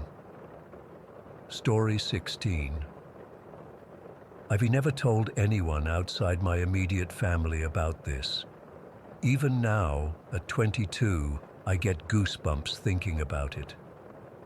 But I need to get this off my chest, and maybe someone here has experienced something similar. When I was 10, my parents moved my twin brother Mason and me from our small apartment in Henderson to a newer development in Las Vegas. The house wasn't particularly old, built in the 90s, but something about it felt off to me from day one. Mason didn't feel it. He was excited about having a bigger room and a backyard, but I remember standing in my new bedroom that first night, feeling like I was being watched. The first month was fine. We unpacked, started at our new school, and tried to settle in. Mom and Dad seemed happy with the place, especially Dad, who was relieved we finally had enough space. But around the 6-week mark, the nightmares started. These weren't normal kid nightmares about monsters under the bed. These were vivid, terrifying dreams that felt more real than reality.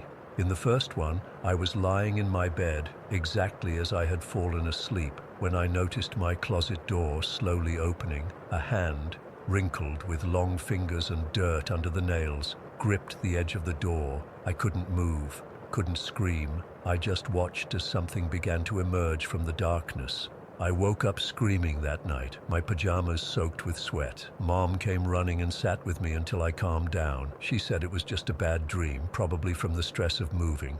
But it happened again the next night, and the night after that, each dream more intense than the last. Sometimes I'd see figures standing at the foot of my bed. Other times, I'd feel hands grabbing at my ankles under the covers. The worst ones were when I'd feel a weight on my chest, pressing down until I couldn't breathe, with a face, always shadowy and indistinct, hovering inches from mine. After 2 weeks of this, I was a wreck, dark circles under my eyes, jumping at every sound, afraid to go to sleep. My grades started slipping. Mason thought I was making it up for attention. Mom was worried I was developing some kind of anxiety disorder and talked about taking me to a therapist. But Dad just watched me with this knowing look in his eyes. One evening, while Mom was helping Mason with homework, Dad came into my room and closed the door. "You're not crazy, Sophia," he said quietly, "and you're not making it up." I remember bursting into tears, so relieved that someone believed me. Dad sat on the edge of my bed and explained something I'd never known. He had what he called sensitivity. He could sometimes sense things others couldn't, feel presences, occasionally even see things that weren't physically there, and he thought I might have inherited it. "There's something in this house," he said. "I've felt it since we moved in. It's strongest in this room." That night, we convinced Mom to let me move into the guest bedroom. She thought it was ridiculous, but went along with it to help me sleep. Dad helped me move my stuff, but before we left my old room, he looked at me seriously. "Changing rooms might help for a while," he said, "but it won't solve the problem. Only you can do that." I didn't understand what he meant then. I was just happy to be out of that room. For a few nights, things were better. I slept without nightmares, and I started to think maybe it had been all in my head. But on the 4th night in my new room, I woke up around 3 in the morning with that same feeling of being watched.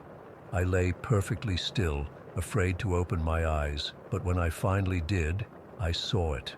A dark figure standing in my doorway, not inside the room, just watching from the threshold. After that, I developed elaborate sleeping rituals. I'd play movies on my little portable DVD player all night, so there was always light and sound.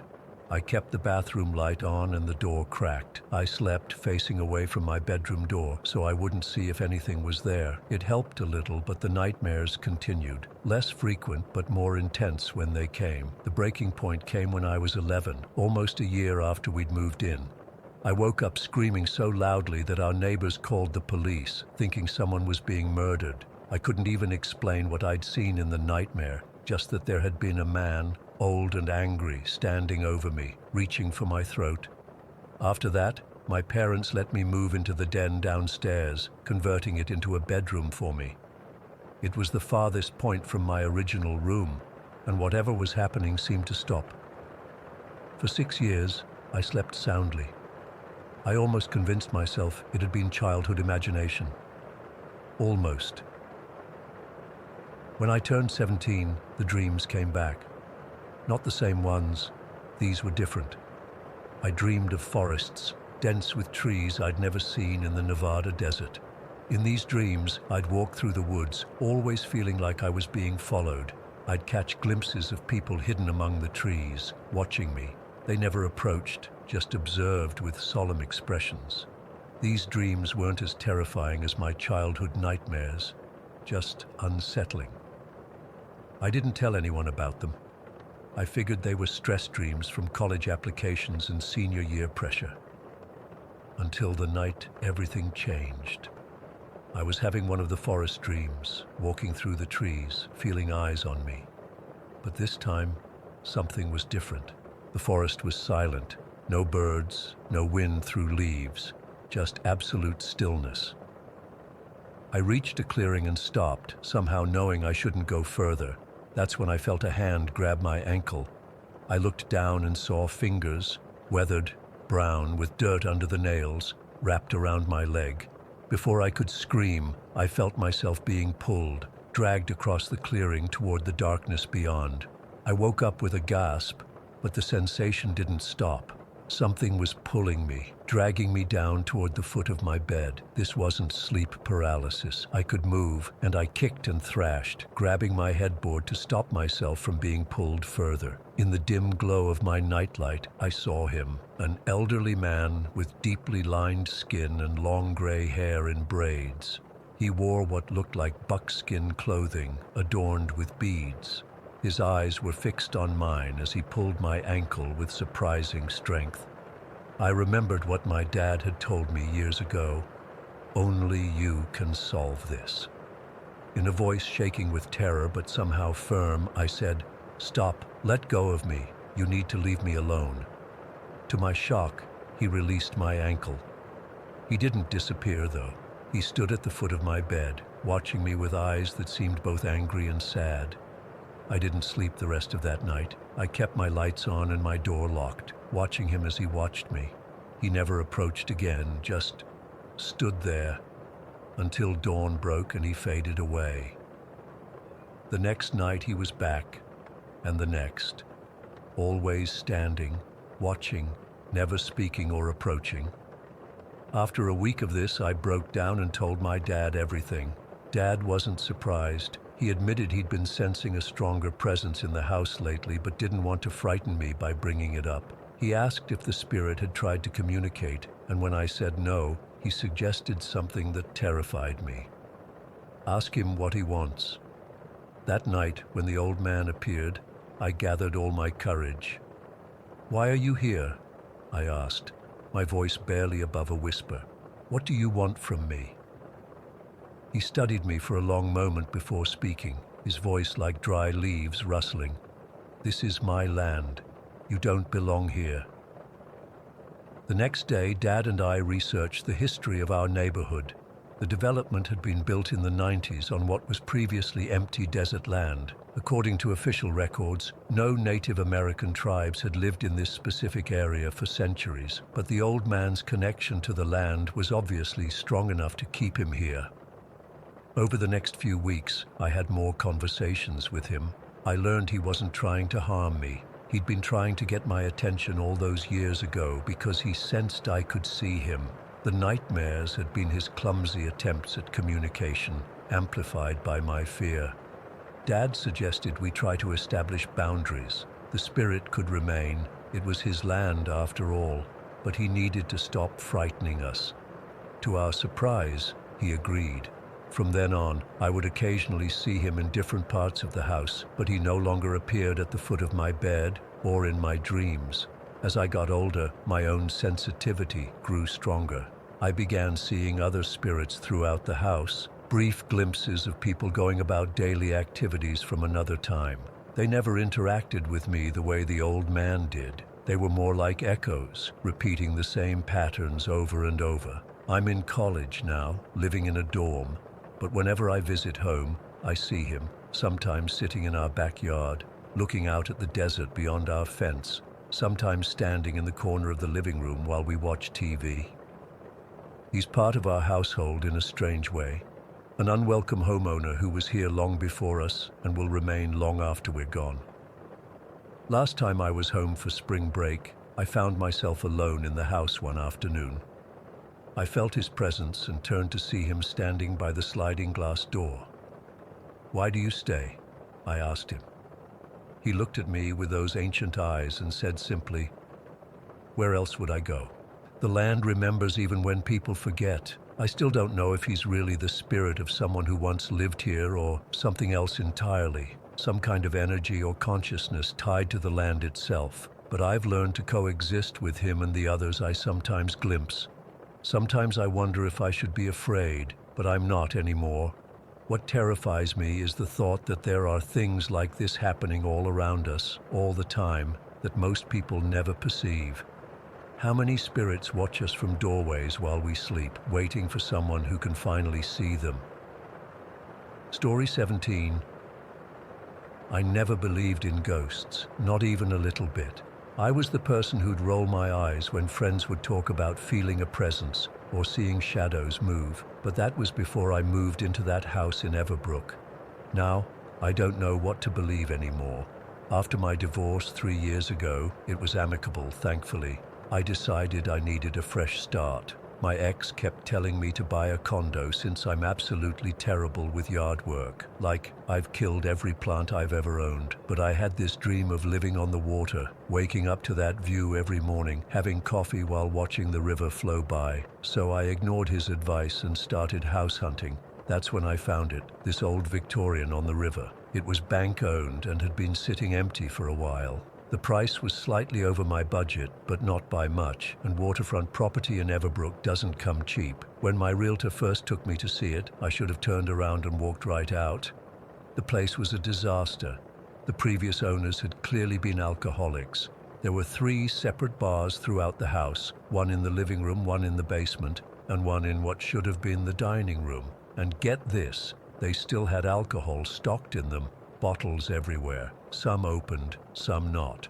The layout made absolutely no sense. They had built walls that completely blocked the river view, which seemed insane to me. Who buys a house on the water and then makes it so you can't see the water? The entire place reeked of cigarettes and cheap beer. The walls had holes punched in them, not small ones either, fist-sized holes like someone had been in a rage. The carpets were stained beyond saving. The kitchen cabinets were this awful cheap laminate that was peeling off.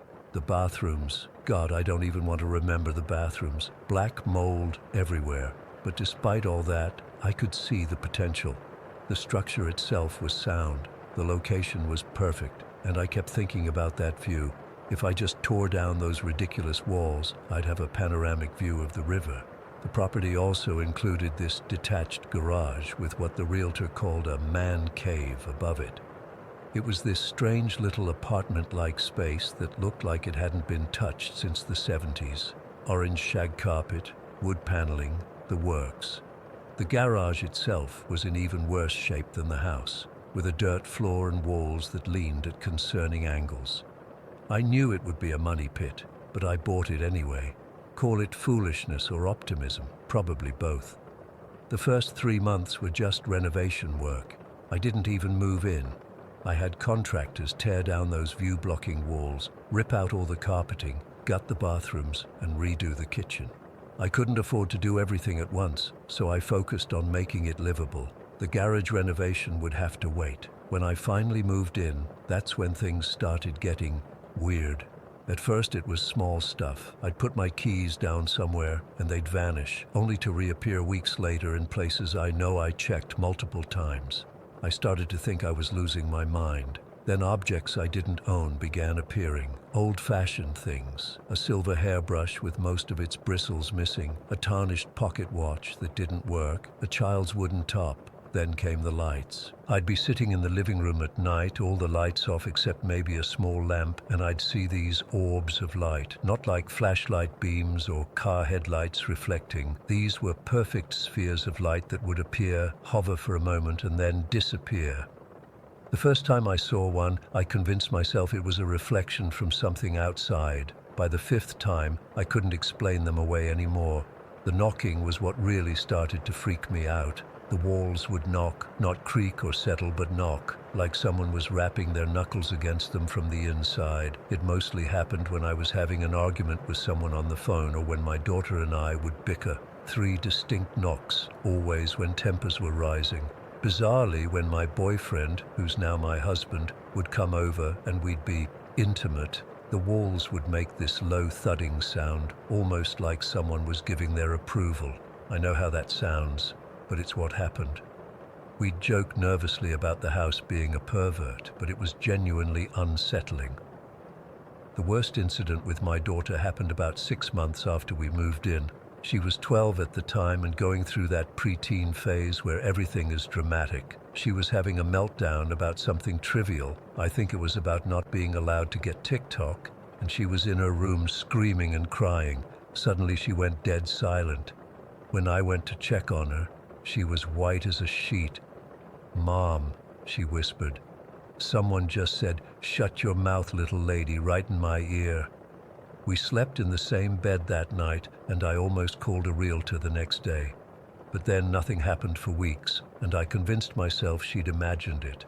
It was around this time I got to know my neighbor Fred better. He was in his 70s and had lived next door for over 40 years. One evening we were chatting over the fence, and I casually mentioned some of the weird stuff happening in the house, trying to frame it as old house quirks. Fred got really quiet, then said, "You know what happened in that garage of yours, don't you?" My stomach dropped. "No, what?" He told me there had been a murder there in the early 80s. A man had killed his wife in the garage, strangled her with his bare hands. Fred didn't know much more than that, just that it had happened and that the house had changed hands many times since then, never with owners staying longer than a couple of years. I tried to brush it off, but I started avoiding the garage after that. My daughter flat out refused to go in there at all. About a year after we moved in, we decided to rebuild the back deck, which was rotting and unsafe. When the contractors pulled up the old boards, they found something strange. A small door in the ground that led to what looked like a cellar beneath the house. Fred came over when he saw the commotion and looked shocked. "I forgot all about that cellar," he said. "The original house had it as a root cellar, but I thought it got filled in decades ago." The contractors opened it up, and sure enough, there was a cellar, but it was completely filled with stones. Not dirt or debris, but actual river stones, thousands of them, filling the space completely. No one could explain why anyone would do that. Fred later confessed that he hadn't forgotten about the cellar. He just didn't want to talk about it because there were rumors that the murder victim had initially been buried there before the killer panicked and moved the body. I have no idea if that's true, but it was disturbing enough that I had the contractors seal it back up immediately. The most profound experience, the one I still can't explain, happened last year. My daughter was at her dad's for the weekend, and my husband, then still my boyfriend, was away on a business trip. I was alone in the house, catching up on some work in my home office. I needed to get something from my car, which was parked in the murder garage, because it had been raining. I went out there, found what I needed, and was heading back to the house when the garage door slammed shut behind me. I tried the handle, but it wouldn't budge. The door had somehow locked from the outside, which should have been impossible because there was no external lock, just a simple knob. I called out, thinking maybe someone was playing a prank, but no one answered. My phone was back in the house, so I couldn't call for help. I started to panic a little, looking around for something to pry the door open with. That's when I felt it. A whooshing sensation that went through my entire body like someone had walked through me. I felt cloth against my throat, pressure, pain, and then a voice in my head said, clear as day, "You have to let go. You're free. You're good. You're free." I can't explain what happened next. I grabbed the doorknob, solid steel, and twisted it so hard that it broke off in my hand. The door swung open and I ran back to the house, clutching the broken doorknob, my heart pounding so hard I thought it might burst from my chest. I'm not a strong person. I struggle to open jars. There's no way I should have been able to break a steel doorknob with my bare hands. What's stranger is what happened afterward. For years, I'd been carrying trauma from my childhood, stuff I won't get into here but had never fully processed. That night, after the garage incident, I sat on my couch and sobbed for hours, releasing emotions I'd bottled up for decades. It was like whatever had happened in the garage had unlocked something in me, forced me to confront things I'd been avoiding.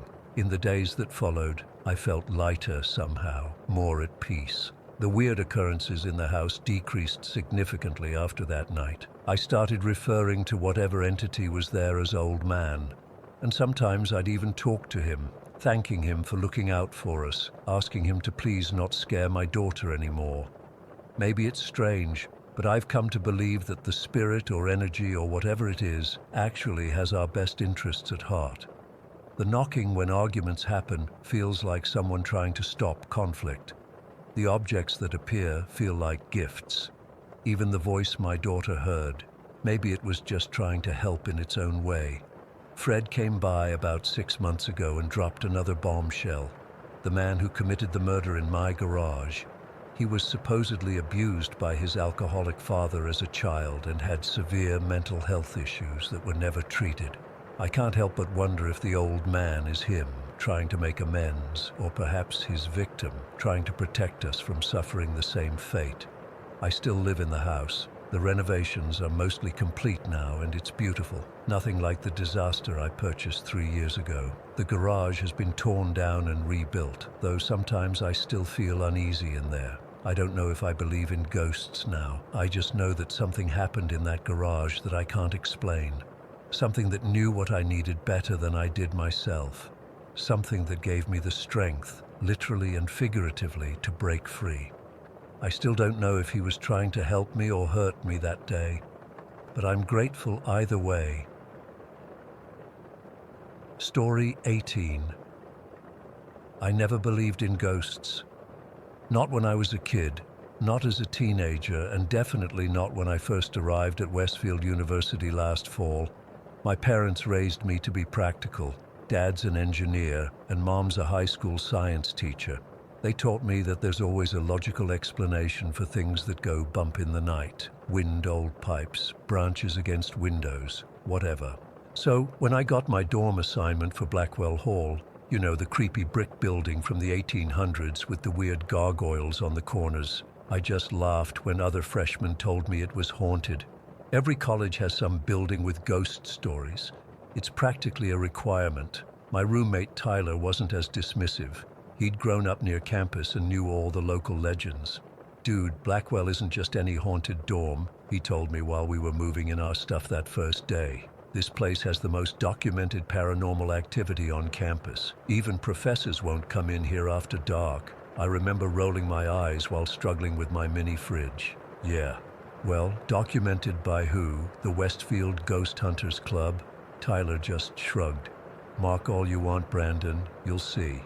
Our room was on the 3rd floor, room 315. It was your typical cramped dorm setup. 2 beds, 2 desks, 2 narrow closets. The walls were this gross off-white color that had probably been white when Teddy Roosevelt was president. The floors creaked with every step, and the windows were those tall, narrow ones with actual wooden frames that rattled when it was windy. The first few weeks were totally normal. Classes started, we settled into a routine, made friends on our floor, nothing weird. I even teased Tyler about his ghost concerns. Guess the spirits don't find us interesting enough to haunt, I'd say. Then it started. Small stuff at first. I came back from a shower one night and found my closet door wide open. Not a big deal. I figured I'd left it that way, but Tyler looked at me weird. Did you open that before you left? No, maybe. He just nodded like I'd confirmed something. The next day, my psychology textbook fell off my desk when neither of us was anywhere near it. Again, not that weird. The desk was kind of slanted, but things kept happening. My posters, which I'd secured with that blue sticky tack stuff, would be on the floor when we'd wake up. The mini fridge door would be open with no explanation. My laptop would be moved from where I left it. After about 3 weeks of this, Tyler and I were studying late one night when a stack of his notebooks flew off his desk. Not fell, flew, like someone had swept them off with their arm. We both saw it. There was no draft, no window open, nothing to explain it. That's it, Tyler said, his face pale. We've got a ghost. I still wasn't convinced, but I was running out of explanations. If we do, it's an asshole, I replied, helping him pick up his notes. That became our thing. Whenever something weird happened, we'd blame asshole ghost. Eventually, we just started calling it Jim. Don't ask me why Jim. It just felt right, like not a scary ghost name, just some regular dude who happened to be dead and apparently had nothing better to do than mess with our stuff. Jim's at it again, Tyler would say when we'd find the blinds completely messed up or our desk chairs swapped. By mid-October, Jim was getting bolder. The incidents went from occasional to several times a week. The worst was when Jim started waking us up in the middle of the night. One night around 2 a.m, I woke up to the sound of my desk chair scraping across the floor. I sat up, heart pounding, to see the chair slowly moving away from my desk. Tyler's bedside lamp clicked on, and we both just watched as this chair moved about 3 feet and then stopped. "What the actual fuck?" Tyler whispered. I didn't sleep the rest of that night. There was another time when all of our clothes from the closet ended up in the middle of the room while we were at the dining hall for dinner. Not thrown around, literally laid out in neat piles. It was the weirdness of it that got to me, like Jim was saying, I can touch your stuff anytime I want. After a particularly bad week, where Jim turned on our alarm clocks at 3 a.m. 3 nights in a row, we decided we needed proof. People on our floor had started to notice we were sleep-deprived and jumpy. When we told them about Jim, most laughed it off or suggested we were pranking each other. "We need to catch this on video," I said to Tyler. "My cousin has a decent camera we can borrow. We'll set it up, leave it running all night, and see what happens."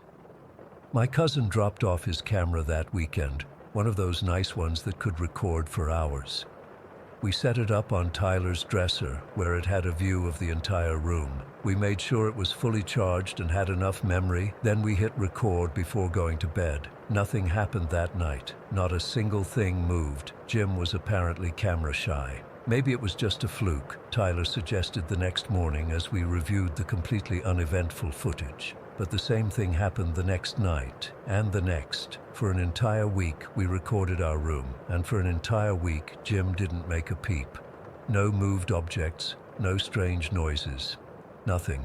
After 7 nights of this, Tyler was frustrated. "This is stupid. Either we imagined all this stuff or Jim knows we're recording." I wasn't ready to give up. "One more night," I insisted. Tyler agreed, but I could tell he was done with the whole experiment. After we set up the camera that night, he stared at it for a long minute before reaching over and switching it off. "What are you doing?" I asked. "Testing a theory," he said, climbing into bed. "If nothing happens tonight either, then we really were just imagining things, or it was the wind or whatever." I wasn't happy about it, but I was too tired to argue. We both fell asleep quickly. A week of hypervigilance had worn us out. Crash! We both shot up in bed at the sound. The room was dark except for the glow of our digital alarm clocks. 3:15 a.m. exactly. I fumbled for my bedside lamp and turned it on. The camera lay on the floor in front of Tyler's dresser, its lens shattered, the casing cracked. "Holy shit," Tyler whispered. My skin went cold. The camera had been placed firmly on the dresser, back about a foot from the edge. There was no way it could have just fallen, and the way it was damaged, it looked like it had been thrown, not dropped. "He waited for us to turn it off," I said, my voice shaking. He fucking knew we were trying to catch him." Tyler nodded, his face ashen. "I'm gonna have to pay your cousin for that camera, aren't I?" That night changed everything for me. This wasn't random creaks or drafts or my imagination. This was an intelligent entity that had deliberately waited for us to stop recording before destroying our evidence. Whatever Jim was, he was smart, and that terrified me more than any bump in the night ever could. After that night, things changed. The activity didn't stop, but it became less frequent and less aggressive. It was like Jim had made his point, "Don't try to expose me," and now he was back to his occasional annoying antics. He'd still move things or make noise, but rarely at night anymore. Maybe once or twice a week we'd find something out of place or hear something weird. We didn't tell many people about the camera incident. How could we? "Our ghost broke our ghost hunting camera" sounds ridiculous, even to people who believe in the paranormal. But we knew what happened. I spent hours researching the history of Blackwell Hall, trying to figure out who Jim might have been. The building had been a dormitory since the 1920s, but before that, it was faculty housing. I couldn't find any record of anyone named Jim who died there, but there were plenty of former residents who could have stuck around after death. The weirdest part was how I got used to it. By spring semester, Jim's antics were just part of our routine. "Morning, Jim," I'd say when I woke up to find my textbooks rearranged. Tyler would leave sticky notes. "Jim, please don't mess with my project models, TX. We finished out freshman year without any more major incidents." When move-out day came, part of me wondered if I'd miss our ghostly roommate. As Tyler and I were packing up, I swear I felt something brush against my shoulder, like someone patting me goodbye. When sophomore year started, we'd moved to a different dorm, but we were curious about who got our old room. About a month into the fall semester, we stopped by Blackwell to find out. 2 freshman guys had moved in, Alex and Dave. "How's 315 treating you?" I asked them casually. They exchanged a look that told me everything. It's weird, Alex said finally. Stuff keeps moving around. At first we thought one of us was messing with the other, but let me guess, Tyler said. Closet doors opening, things falling off desks, wake up to find your stuff rearranged. Dave's eyes widened. How did you know? We had the same problem last year, I told them. We called him Jim. No way, Alex said, laughing nervously. We've been calling it the Jerk. I left them my number in case things got too weird, but I never heard from them. I guess they came to the same accommodation with Jim that we did. I'm a senior now, about to graduate from Westfield. I still don't know what to believe about what happened in that room. I can't explain it logically, but I know what I experienced. Someone was there with us. Not a horror movie ghost, not some vengeful spirit, just Jim. An asshole ghost who didn't want to be forgotten or exposed. Sometimes I walk past Blackwell and look up at the windows of room 315. I wonder if Jim is still there, still messing with whatever poor freshman got assigned to his domain. Part of me hopes he is. Not because I wish anyone the sleepless nights we had, but because it means there's more to this world than what we can explain, that maybe when we're gone, some part of us lingers. But if I ever have kids who go to Westfield, I'm telling them to request any dorm but Blackwell. Some roommates you just don't need. Story 19. I've been putting off writing about this for months because every time I think about it, I get this cold feeling in my stomach. But I need to tell someone who might understand because my friends think I'm either exaggerating or straight up lying. This happened last October when I was working for my mom's construction company. She owns this small building firm in a town about 20 minutes outside of Bratislava. It's not a huge place. Everyone knows everyone, that kind of thing. The company had just started on these two identical houses that sat opposite each other on a quiet street at the edge of town. They were mirror images of each other, which was a bit weird, but whatever. That's what the client wanted. I was in my second year of electrical engineering at university, so during breaks, I'd help out with wiring and stuff. My mom had asked me to install security systems in both houses since there'd been some tools stolen from other construction sites nearby. My buddy Martin was helping me that day. He's not an electrician or anything, but he's good with his hands and we've been friends since we were kids. We'd been working all day, and it was getting late. Maybe around 7 in the evening. It was October, so it was already dark outside. The houses were at that half-finished stage. Walls up, roof on, windows in, but no interior walls yet, just the brick outer shell and concrete floors. The electricity was connected, but there was only temporary lighting, those portable work lamps clipped to beams and stuff. We were in the upper floor of the first house, installing a motion sensor in what would eventually be the master bedroom. I was up on this small stepladder drilling into the brick wall, and Martin was holding it steady for me. We had my laptop open on the floor with my JBL flip speaker next to it, playing music while we worked. Just normal stuff, you know. I had Spotify running, playing The Clash. Should I stay or should I go was on. So I'm up on this ladder, drill in hand, concentrating on getting the angle right, when the music starts getting weird. The volume started going up and down, like someone was messing with the slider. Up really loud, then quiet, then loud again. I thought Martin was doing it as a joke. Very funny, I said, not looking away from what I was doing. Cut it out. Cut what out? Martin asked from below me. I glanced down and saw him with both hands still holding the ladder. The laptop was a good 3 meters away on the floor and the speaker next to it. Neither of us could reach it without moving. The volume, I said. It's going up and down. I'm not touching anything, he said, looking confused. Before I could say anything else, the song cut off mid-chorus.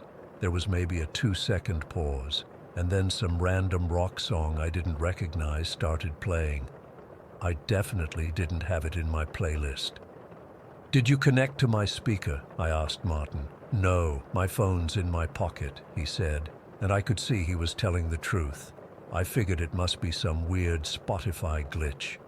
I've had that happen before where it randomly jumps to a different playlist or something. Annoying, but not exactly supernatural.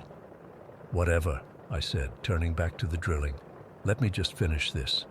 We kept working for another 5 minutes or so. I'd almost forgotten about the weird music thing when suddenly the speaker blasted at full volume. I nearly fell off the ladder. It was playing this slow, creepy classical piece with piano and violins. Not rock, not pop, nothing like what was playing before. I'm not exaggerating when I say the hair on my arms stood up. It was funeral music, like the kind of thing you'd hear at a memorial service. Slow and somber, and I don't know how to explain it, but it felt wrong.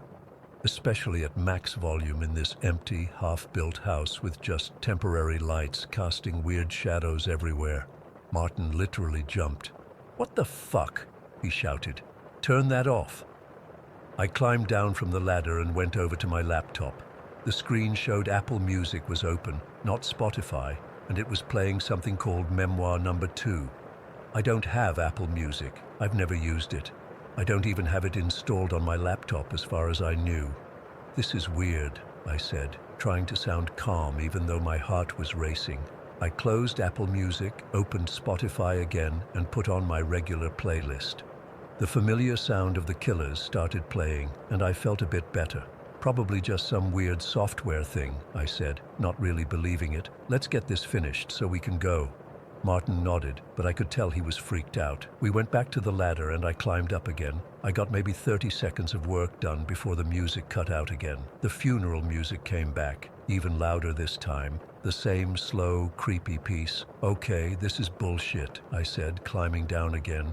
Martin was pale now. I went to my laptop and just shut it down completely. Not just close the lid, but proper shutdown. "Let's just work without music," I said. We went back to the installation. I was drilling the last hole when I heard it again, the same funeral music, soft at first, then getting louder. But my laptop was off. The sound was coming from my pocket. I pulled out my phone with shaking hands. The screen showed Apple Music playing Memoir Number 2 again. I never use Apple Music. I don't pay for it. I've never searched for funeral music. But there it was, playing from my phone that had been in my pocket the whole time. "Lucas, I'm done, man," Martin said, backing away. "This is too weird." I tried to stay rational. "It's probably just some weird connection thing," I said, but my voice was shaking. Like maybe my accounts got synced somehow. But I knew that didn't make sense. How would the exact same obscure piece of music play across different devices? And why funeral music of all things? I turned off my phone completely. We finished the installation in silence, both of us jumping at every little sound. The empty house felt different now, not just unfinished, but unwelcoming. The temporary lights seemed dimmer somehow, and the shadows in the corners deeper. We packed up our tools as quickly as possible. I didn't want to admit how scared I was, but my hands were shaking so badly I kept dropping screws. Martin wasn't even trying to hide it. He was practically running around gathering our stuff. "We need to go," he kept saying. "We need to go now." As we were heading downstairs, I swear I heard faint music coming from somewhere in the house. Not from any of our devices, just in the air. That same slow, mournful piece. But when I stopped to listen, there was nothing but the sound of the wind outside and our own breathing.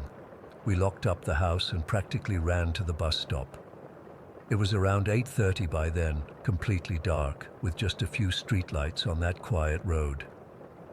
Neither of us spoke while waiting for the bus. What was there to say? Nothing normal could explain what had happened. On the bus ride home, Martin pulled out his phone to text his girlfriend. Earlier, he'd been complaining that his battery was dead. It had been at 1% when we were leaving the university that morning, and he'd forgotten his charger. "What the hell?" he said, staring at his screen. "What now?" I asked, already dreading the answer. "My phone. It's at 30%. It was dead earlier." I looked over his shoulder. Sure enough, his battery indicator showed 30%. No charger, no power bank, nothing that could explain it. "Maybe it was just glitching before," I suggested weakly. Martin just shook his head and put his phone away. We didn't talk about it for the rest of the ride. The next day, my mom asked us to go back and finish installing the system in the second house. Martin flat out refused. He made up some excuse about having to study, but later he told me the truth. He wasn't going back to those houses after dark, not ever. I ended up finishing the job with one of the other workers, a middle-aged guy named Peter who didn't believe in any of that ghost nonsense. We worked during daylight hours and nothing strange happened. No music, no battery issues, nothing. But I keep thinking about that night, about funeral music playing across different devices, about batteries charging themselves, about that feeling in the empty house, like we weren't alone. I've tried researching memoir number 2 online. There are several pieces with similar names by different composers, but I can't find the exact one that played that night. I've gone through every app on my devices, checked my download history, looked at my account activities. Nothing explains how that specific piece of music appeared on multiple devices.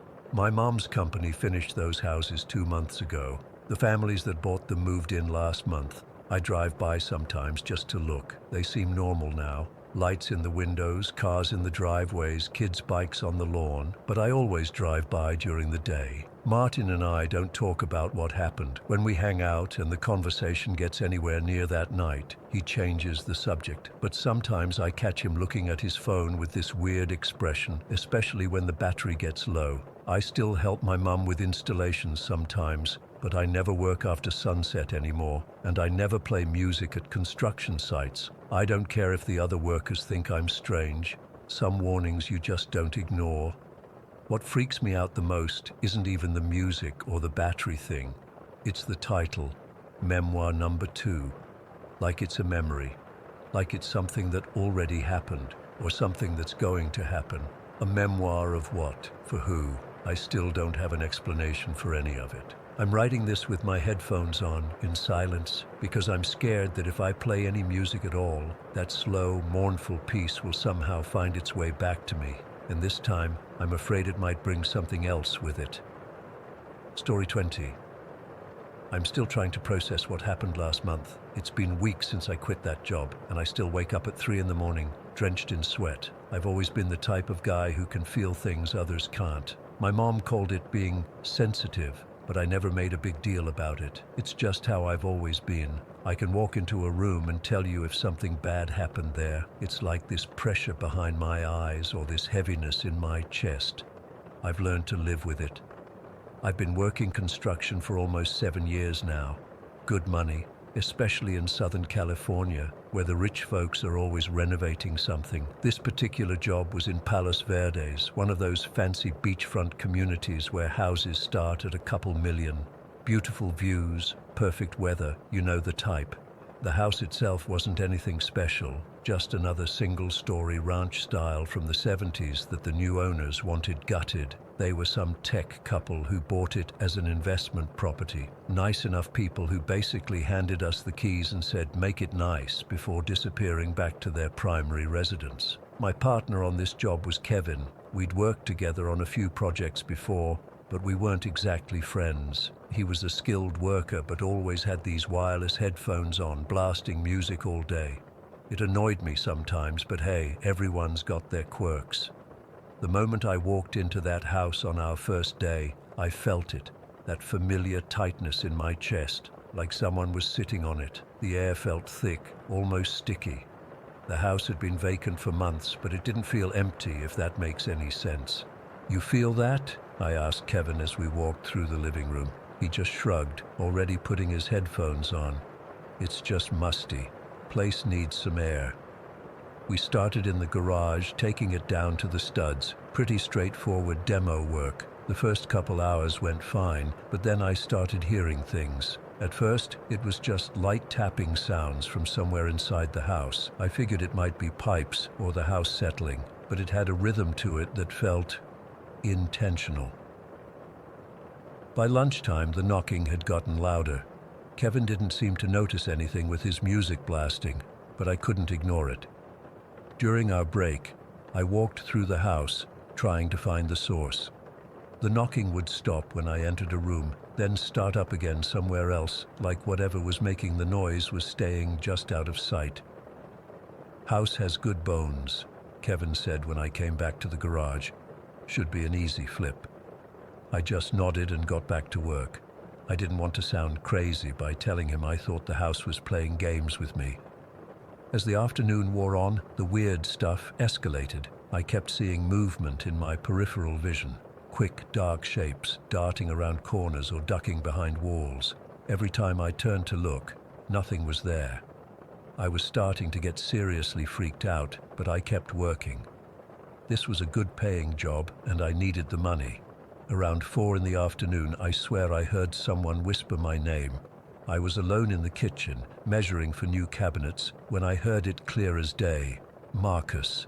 It was barely audible, like someone was standing right behind me and whispering directly into my ear. I spun around so fast I knocked over my tape measure, but the room was empty. "Hello?" I called out, feeling stupid but too freaked out to care. No answer, just the distant sound of Kevin's hammer in the garage. I was on edge for the rest of the day, jumping at every little sound. When 5 o'clock hit, I was more than ready to leave. As I was packing up my tools, Kevin finally took off his headphones. "You've been acting weird all day," he said, giving me a look. "What's up?" I hesitated. "You haven't noticed anything strange about this house?" He shrugged. "Like what?" "Noises, knocking sounds, voices." I felt ridiculous saying it out loud. Kevin just laughed. "Old houses make noise, man. You're letting your imagination run wild." I didn't push it. We locked up and left, and I spent the whole drive home trying to convince myself that Kevin was right. Old house, unfamiliar sounds, overactive imagination. That was all it was. The next morning, I almost called in sick. I sat in my truck outside the house for a good 10 minutes, just staring at it. From the outside, it looked completely normal. Just another expensive beach house waiting for its makeover. But I couldn't shake the feeling that something inside was waiting for me. Kevin was already there when I finally worked up the nerve to go in. He had his headphones on as usual, tearing out drywall in the garage. I forced myself to focus on work, but the feeling of being watched was even stronger than the day before. By midday, the knocking had started again, more insistent this time. It would come in bursts, 3 quick knocks, pause, then 3 more, always in threes. I was in the master bathroom, removing old fixtures, when the knocking suddenly stopped and was replaced by what sounded like footsteps, heavy and deliberate, pacing in the hallway outside. I stepped out to look, my wrench still in hand, but the hallway was empty. The footsteps continued though, now sounding like they were coming from the bedroom. I followed the sound, my heart pounding in my chest, but again found nothing. This continued for almost an hour, me chasing sounds around the house like some twisted game of hide and seek. Around 2 in the afternoon, I was at my breaking point. I went to find Kevin, needing to talk to another human being, to ground myself in reality. He was still in the garage, sawing through a support beam we were replacing. "Kevin," I said, tapping him on the shoulder. He jumped, yanking his headphones off. "Jesus, man, don't sneak up on me like that." "Sorry," I said. I can't be the only one hearing this stuff." He looked annoyed. "Hearing what?" Before I could answer, it happened. A scream tore through the house, a woman's voice, high-pitched and terrified, like someone being murdered. It was so loud, so real, that I physically ducked. Kevin heard it too. I could tell by the way all the color drained from his face. "What the fuck was that?" I whispered, once the scream had faded. Kevin just stood there, his saw still running in his hand. He reached over and shut it off, and the sudden silence was almost as unnerving as the scream had been. "That's why I wear the headphones," he finally said, his voice low. I stared at him, not comprehending at first. "What?" He wouldn't meet my eyes. "I worked on this house before, about 6 months ago. Small job, just fixing some water damage in the master bath. Started hearing things then too." He paused, fidgeting with his headphones. Figured it was easier to drown it out than deal with it. I felt a chill run down my spine. "You knew about this place and didn't warn me." He shrugged, looking guilty. "Thought maybe it was just me, and the money's good, right?" I wanted to be angry, but another scream cut through the house before I could respond. This one was different, deeper, more guttural, like a man in agonizing pain. It seemed to come from everywhere and nowhere at once. Kevin and I looked at each other, and without saying a word, we both bolted for the front door. We didn't even bother collecting our tools. We just got in our trucks and left. I called the clients that night and made up some excuse about a family emergency, saying we'd be back the next day. I barely slept, tossing and turning, replaying those screams in my head. I almost didn't go back, but the thought of leaving all my expensive tools behind was enough motivation to make one final trip.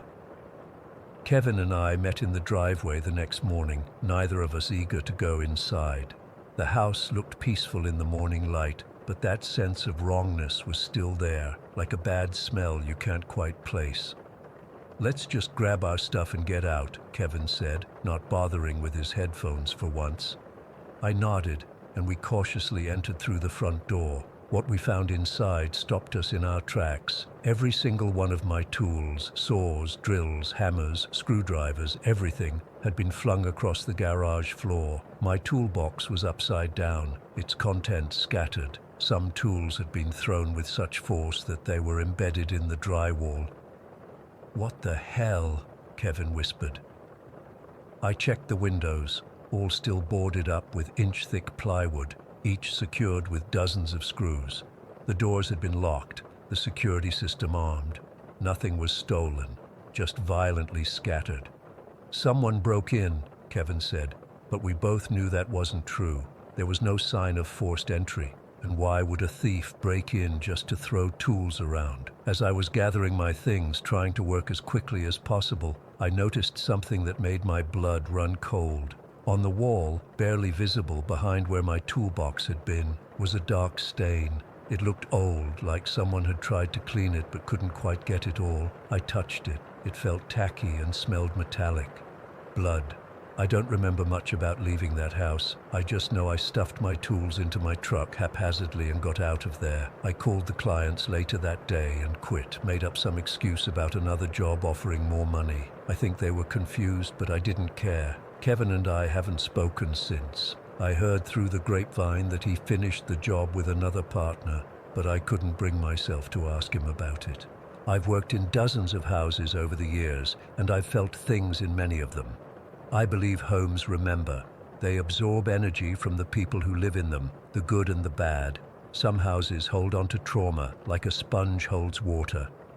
Whatever happened in that Palos Verdes house, it left a mark that no amount of renovation could erase. I don't know if it was a murder, a suicide, or something else entirely. I didn't look up the house's history.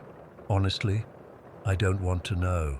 Some things are better left buried. All I know is I've never stepped foot in that house since, and I never will again.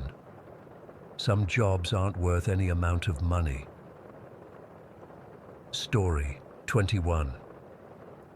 I've been holding this in for 37 years, and I don't think I can keep it to myself anymore. I was 14 years old in the summer of '85 when it happened. Mom and I were driving from our home in rural Tennessee to visit her college friend in Dallas. Dad had passed away 2 years before, so it was just us on this trip. I still remember everything about that night like it was yesterday. The smell of rain on hot asphalt, the static on the radio, and those faces, those awful, smiling faces. We'd left late, around 4 in the afternoon, because Mom had to finish her shift at the diner. The plan was to drive until we got tired, stop at a motel, then finish the trip the next day. I was excited because I'd never been to Texas before, and Mom had promised we could visit Six Flags. Everything was normal until about 11 at night. We were on Interstate 40, maybe 30 miles outside Nashville. I was half asleep in the passenger seat, watching headlights sweep across the ceiling of our old Chevy Impala. The weather forecast had mentioned possible storms, but we hadn't seen any sign of bad weather all evening. Then it hit us out of nowhere. One minute the sky was clear with stars, and the next it was like someone dumped an ocean on us. The rain came down so hard and fast that Mom had to slow to about 20 miles per hour. The windshield wipers couldn't keep up. They were just smearing water across the glass. I remember the sound was deafening, like thousands of pebbles hitting the roof all at once. "I can't see a damn thing," Mom muttered. leaning forward until her nose almost touched the steering wheel. "We need to get off this highway before we get rear-ended." Lightning flashed, turning everything white for a split second, followed by thunder that shook our car. I saw Mom's knuckles go white on the steering wheel. She hated storms. "There's gotta be an exit soon," I said, trying to sound helpful. I was scared too, but trying not to show it. The rain was coming down in sheets so thick that the taillights of the car ahead of us disappeared completely. Then we were alone on the highway, or at least it felt that way. No headlights behind us, no taillights ahead, just our car, the storm, and the faint yellow lines on the road that kept disappearing under the water. "There!" I shouted, pointing to a green blur on the right. "I think that's an exit sign." Mom slowed even more, squinting through the windshield. "Thank God," she breathed, and carefully steered onto what appeared to be an exit ramp.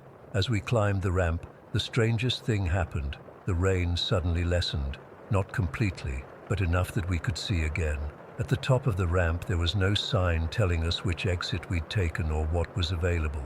Just a simple T intersection. To the left was darkness. To the right, maybe a quarter-mile away, was the most welcome sight I'd ever seen. A brightly lit gas station.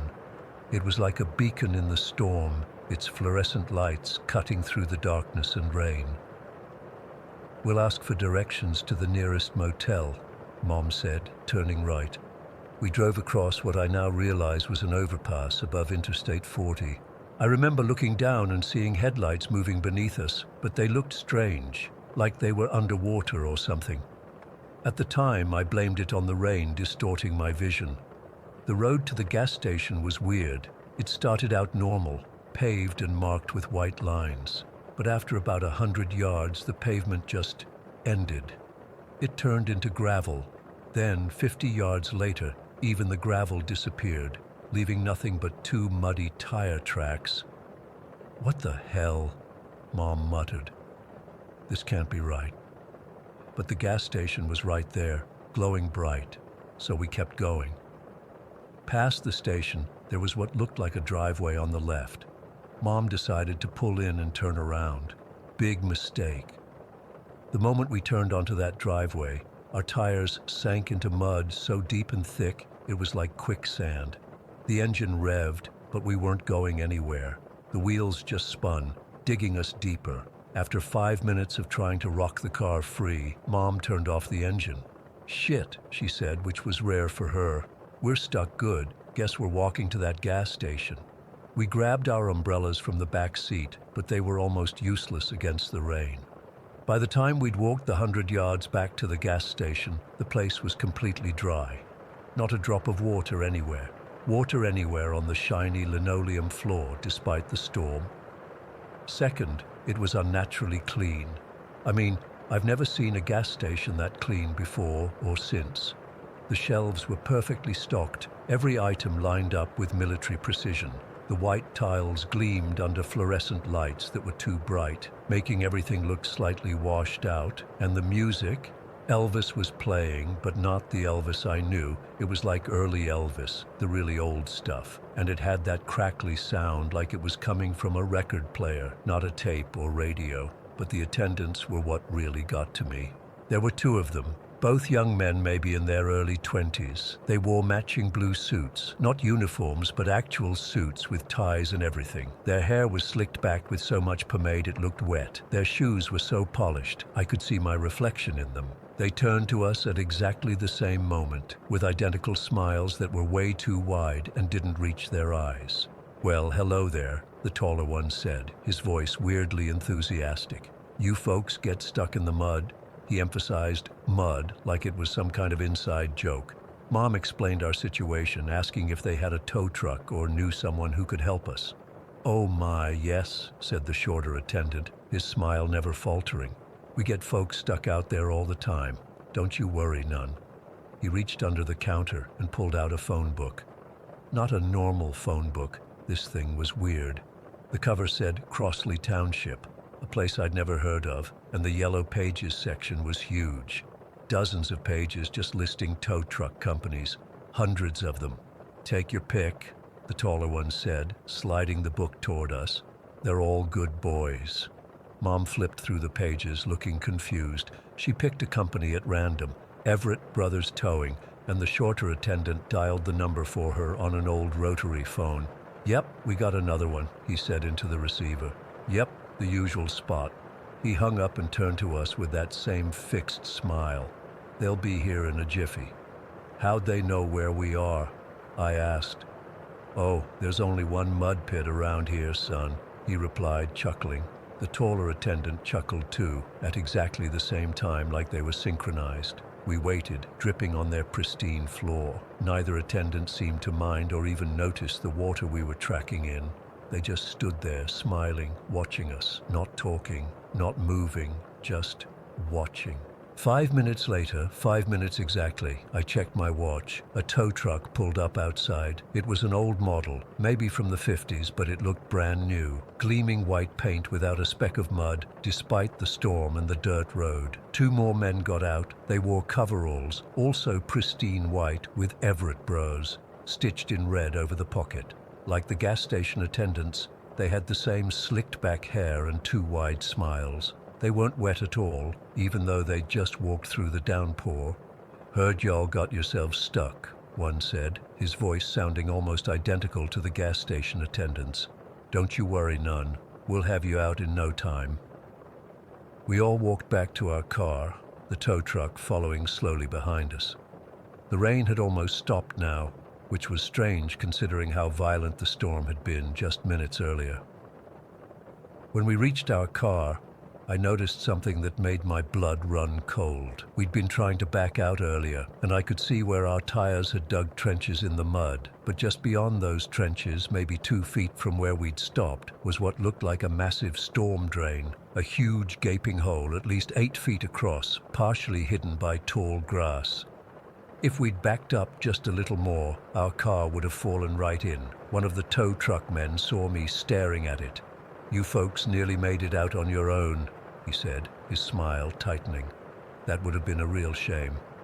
He exchanged a look with his partner that made the hair on my neck stand up. They hooked up our car and pulled it free in minutes. The whole time they kept glancing at that storm drain, then at each other, like they were disappointed about something. When we got back to the gas station, Mom tried to pay them, but they refused. "No charge for first-timers," the driver said, that same awful smile on his face.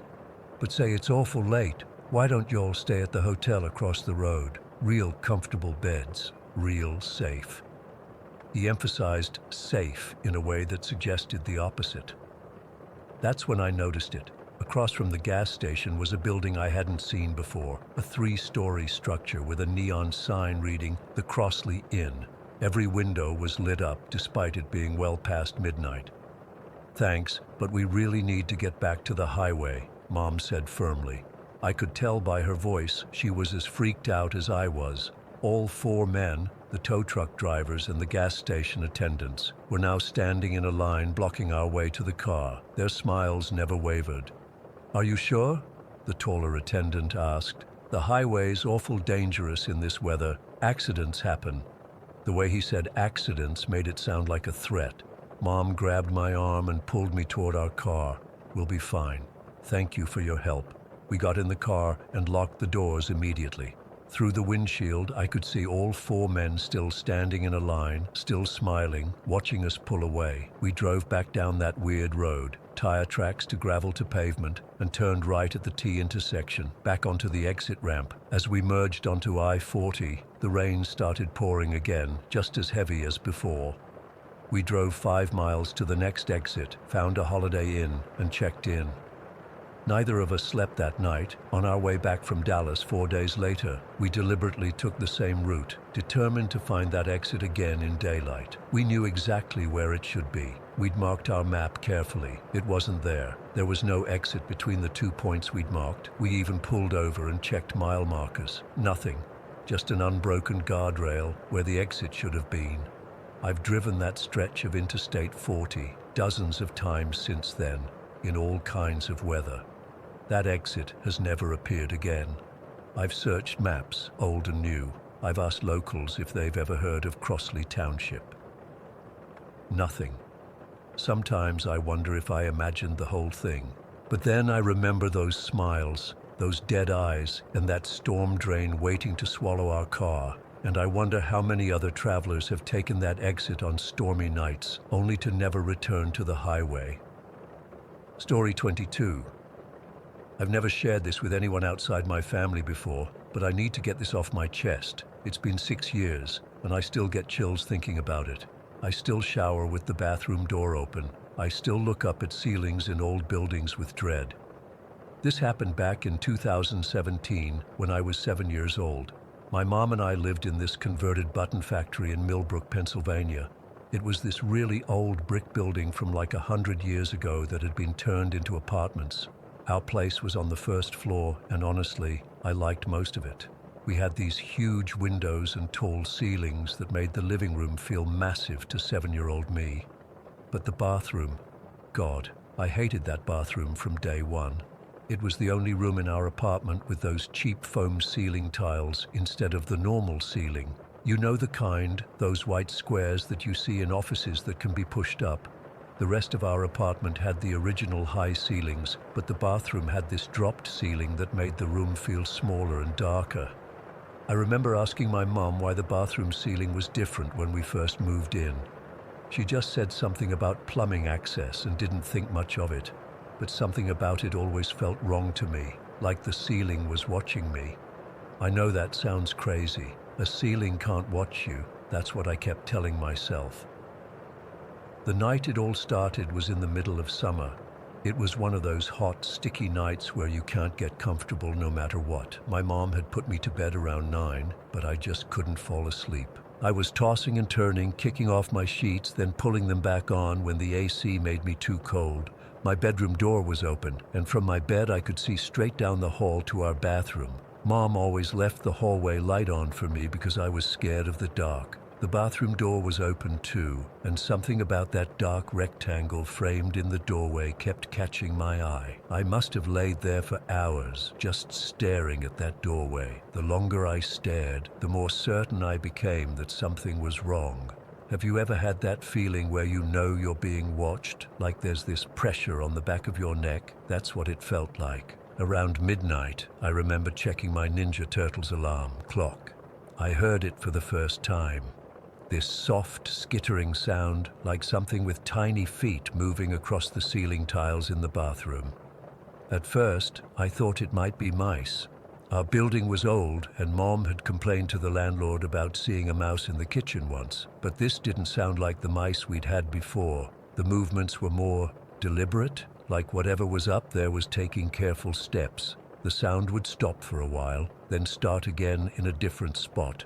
I pulled my blanket over my head and tried to convince myself it was nothing, just the building settling or pipes making noise. Old buildings make weird sounds, right? Then I heard the laugh. It was faint at first, so faint I thought I was imagining it. A child's laugh, high-pitched and muffled, like it was coming from somewhere far away, but it wasn't far away. It was coming from directly above our shower. I froze under my blanket, my whole body going cold despite the summer heat. There was a little boy laughing in our ceiling. The thing is, there weren't any little boys living in our building. The apartment directly above us belonged to this older lady who lived alone with her cat. The only other kid in the building was a teenage girl who lived on the 3rd floor. There was no reason for a child's laughter to be coming from our ceiling. The laughing stopped after a few seconds, but the skittering continued, moving back and forth across the ceiling like whatever was up there was pacing. I was terrified. I wanted to call out for my mom, but I was afraid that if I made any noise, the thing in the ceiling would hear me, would know I was listening, would come for me. I don't know how long I stayed frozen like that, but eventually, I couldn't take it anymore. I started crying.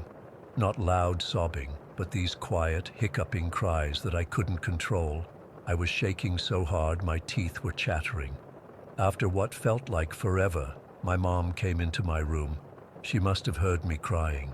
She sat on the edge of my bed and asked what was wrong. I tried to explain about the noises and the laughing, but I was crying so hard she could barely understand me. She told me it was just a bad dream, that I was half asleep and imagining things.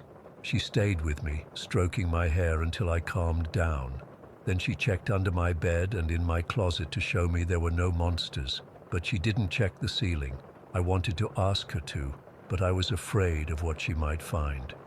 She let me sleep in her bed that night. I could still hear the skittering fainter now from her room, but I felt safer with her there. The next morning I woke up before my mom. I needed to pee really bad, but I was scared to go to the bathroom alone. Eventually I couldn't hold it anymore and crept down the hall. That's when I saw it. One of the ceiling tiles above the shower had been moved, not fallen down, but pushed aside, creating this black gap in the ceiling. I stood there frozen, staring up at this rectangular hole of pure darkness. From where I stood, I could see that the space above the tiles wasn't just a few inches. It was a huge empty cavity, at least 3 feet high, stretching across the entire apartment. This hidden space between our ceiling and the upstairs neighbor's floor, exactly where the skittering and laughing had come from. I ran back to my mom's room and dragged her to the bathroom. She was confused and groggy, but when she saw the tile, she immediately went into protective mom mode. She called the landlord right away, not even bothering that it was only 7 in the morning. The landlord came by around noon. He was this middle-aged guy named Ron who always smelled like cigarettes. I remember standing in the hallway while he got up on a stepladder in our bathroom to look into the ceiling. "I don't see anything unusual up here," he said after shining his flashlight around for a minute. "Probably just the wind that moved the tile." The wind? In a bathroom with no windows and barely any ventilation? The bathroom was in the corner of the building, not even connected to any vents that could create enough airflow to move those tiles. And how could wind push a ceiling tile sideways? Those tiles rest on a metal grid. They don't just slide over by themselves. My mom seemed to accept his explanation, but I knew better. The tile had been moved from inside the ceiling space. Something up there had pushed it aside. The landlord put the tile back in place and left. My mom tried to reassure me that everything was fine, but I could tell she was unsettled too. She suggested that maybe the upstairs neighbor's cat had somehow gotten into the ceiling space. But that didn't explain the laughing. That night, I begged to sleep in my mom's room again. She let me, probably hoping it was just a phase I was going through. We both fell asleep quickly. We'd been up so much the night before. The next morning I went to the bathroom to brush my teeth before school. The tile was moved again. Not the same one as before, but the one next to it. Just slightly pushed aside, creating a smaller gap than before, but definitely moved. I called for my mom, my voice shaking. She came in and saw it too. She called the landlord again, but he couldn't come until after I got home from school. School was a blur that day. I couldn't focus on anything the teacher was saying. All I could think about was what might be waiting for us when we got home. When the landlord came that afternoon, he checked the ceiling again and claimed he still didn't see anything unusual. He suggested that the building was old and settling, which might be causing the tiles to shift. But building settling doesn't cause tiles to move sideways. That night, the scratching and skittering were louder. It started almost as soon as I got into bed. This time it didn't sound like something small. It sounded bigger, like something dragging itself across the space above the ceiling, and the laughing came back. Not just one short laugh like before, but a series of giggles that seemed to follow the skittering sounds as they moved from the bathroom down the hall and stopped right above my bedroom. I was paralyzed with fear. Whatever was up there was right above me now. I swear I could see the ceiling bulging slightly, like something heavy was pressing down on it. I finally screamed for my mom. She came running and found me huddled in the corner of my bed, as far from the ceiling as I could get. I was hyperventilating, pointing up at the ceiling and trying to tell her about the noises. She didn't hear anything, but she believed me that I'd heard something. She thought maybe there were raccoons or squirrels that had found their way into the building. She let me sleep with her again and promised to have an exterminator check it out. The exterminator came 2 days later. He found nothing. No animals, no droppings, no signs that anything had been living in the ceiling space. But every single morning, without fail, one of the bathroom ceiling tiles would be moved. Sometimes just slightly, sometimes enough to create a gap I could have stuck my arm into if I'd been crazy enough to try. Mom started to get really worried, not just about the ceiling anymore, but about me. I refused to use the bathroom with the door closed.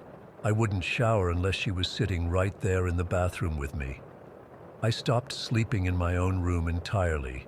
She talked about breaking our lease and moving, but we didn't have much money, and finding a new place wouldn't be easy.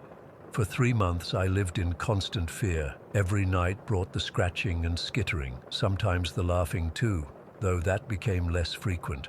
I started sleeping with my head under my pillow to muffle the sounds. I became obsessed with watching the bathroom ceiling.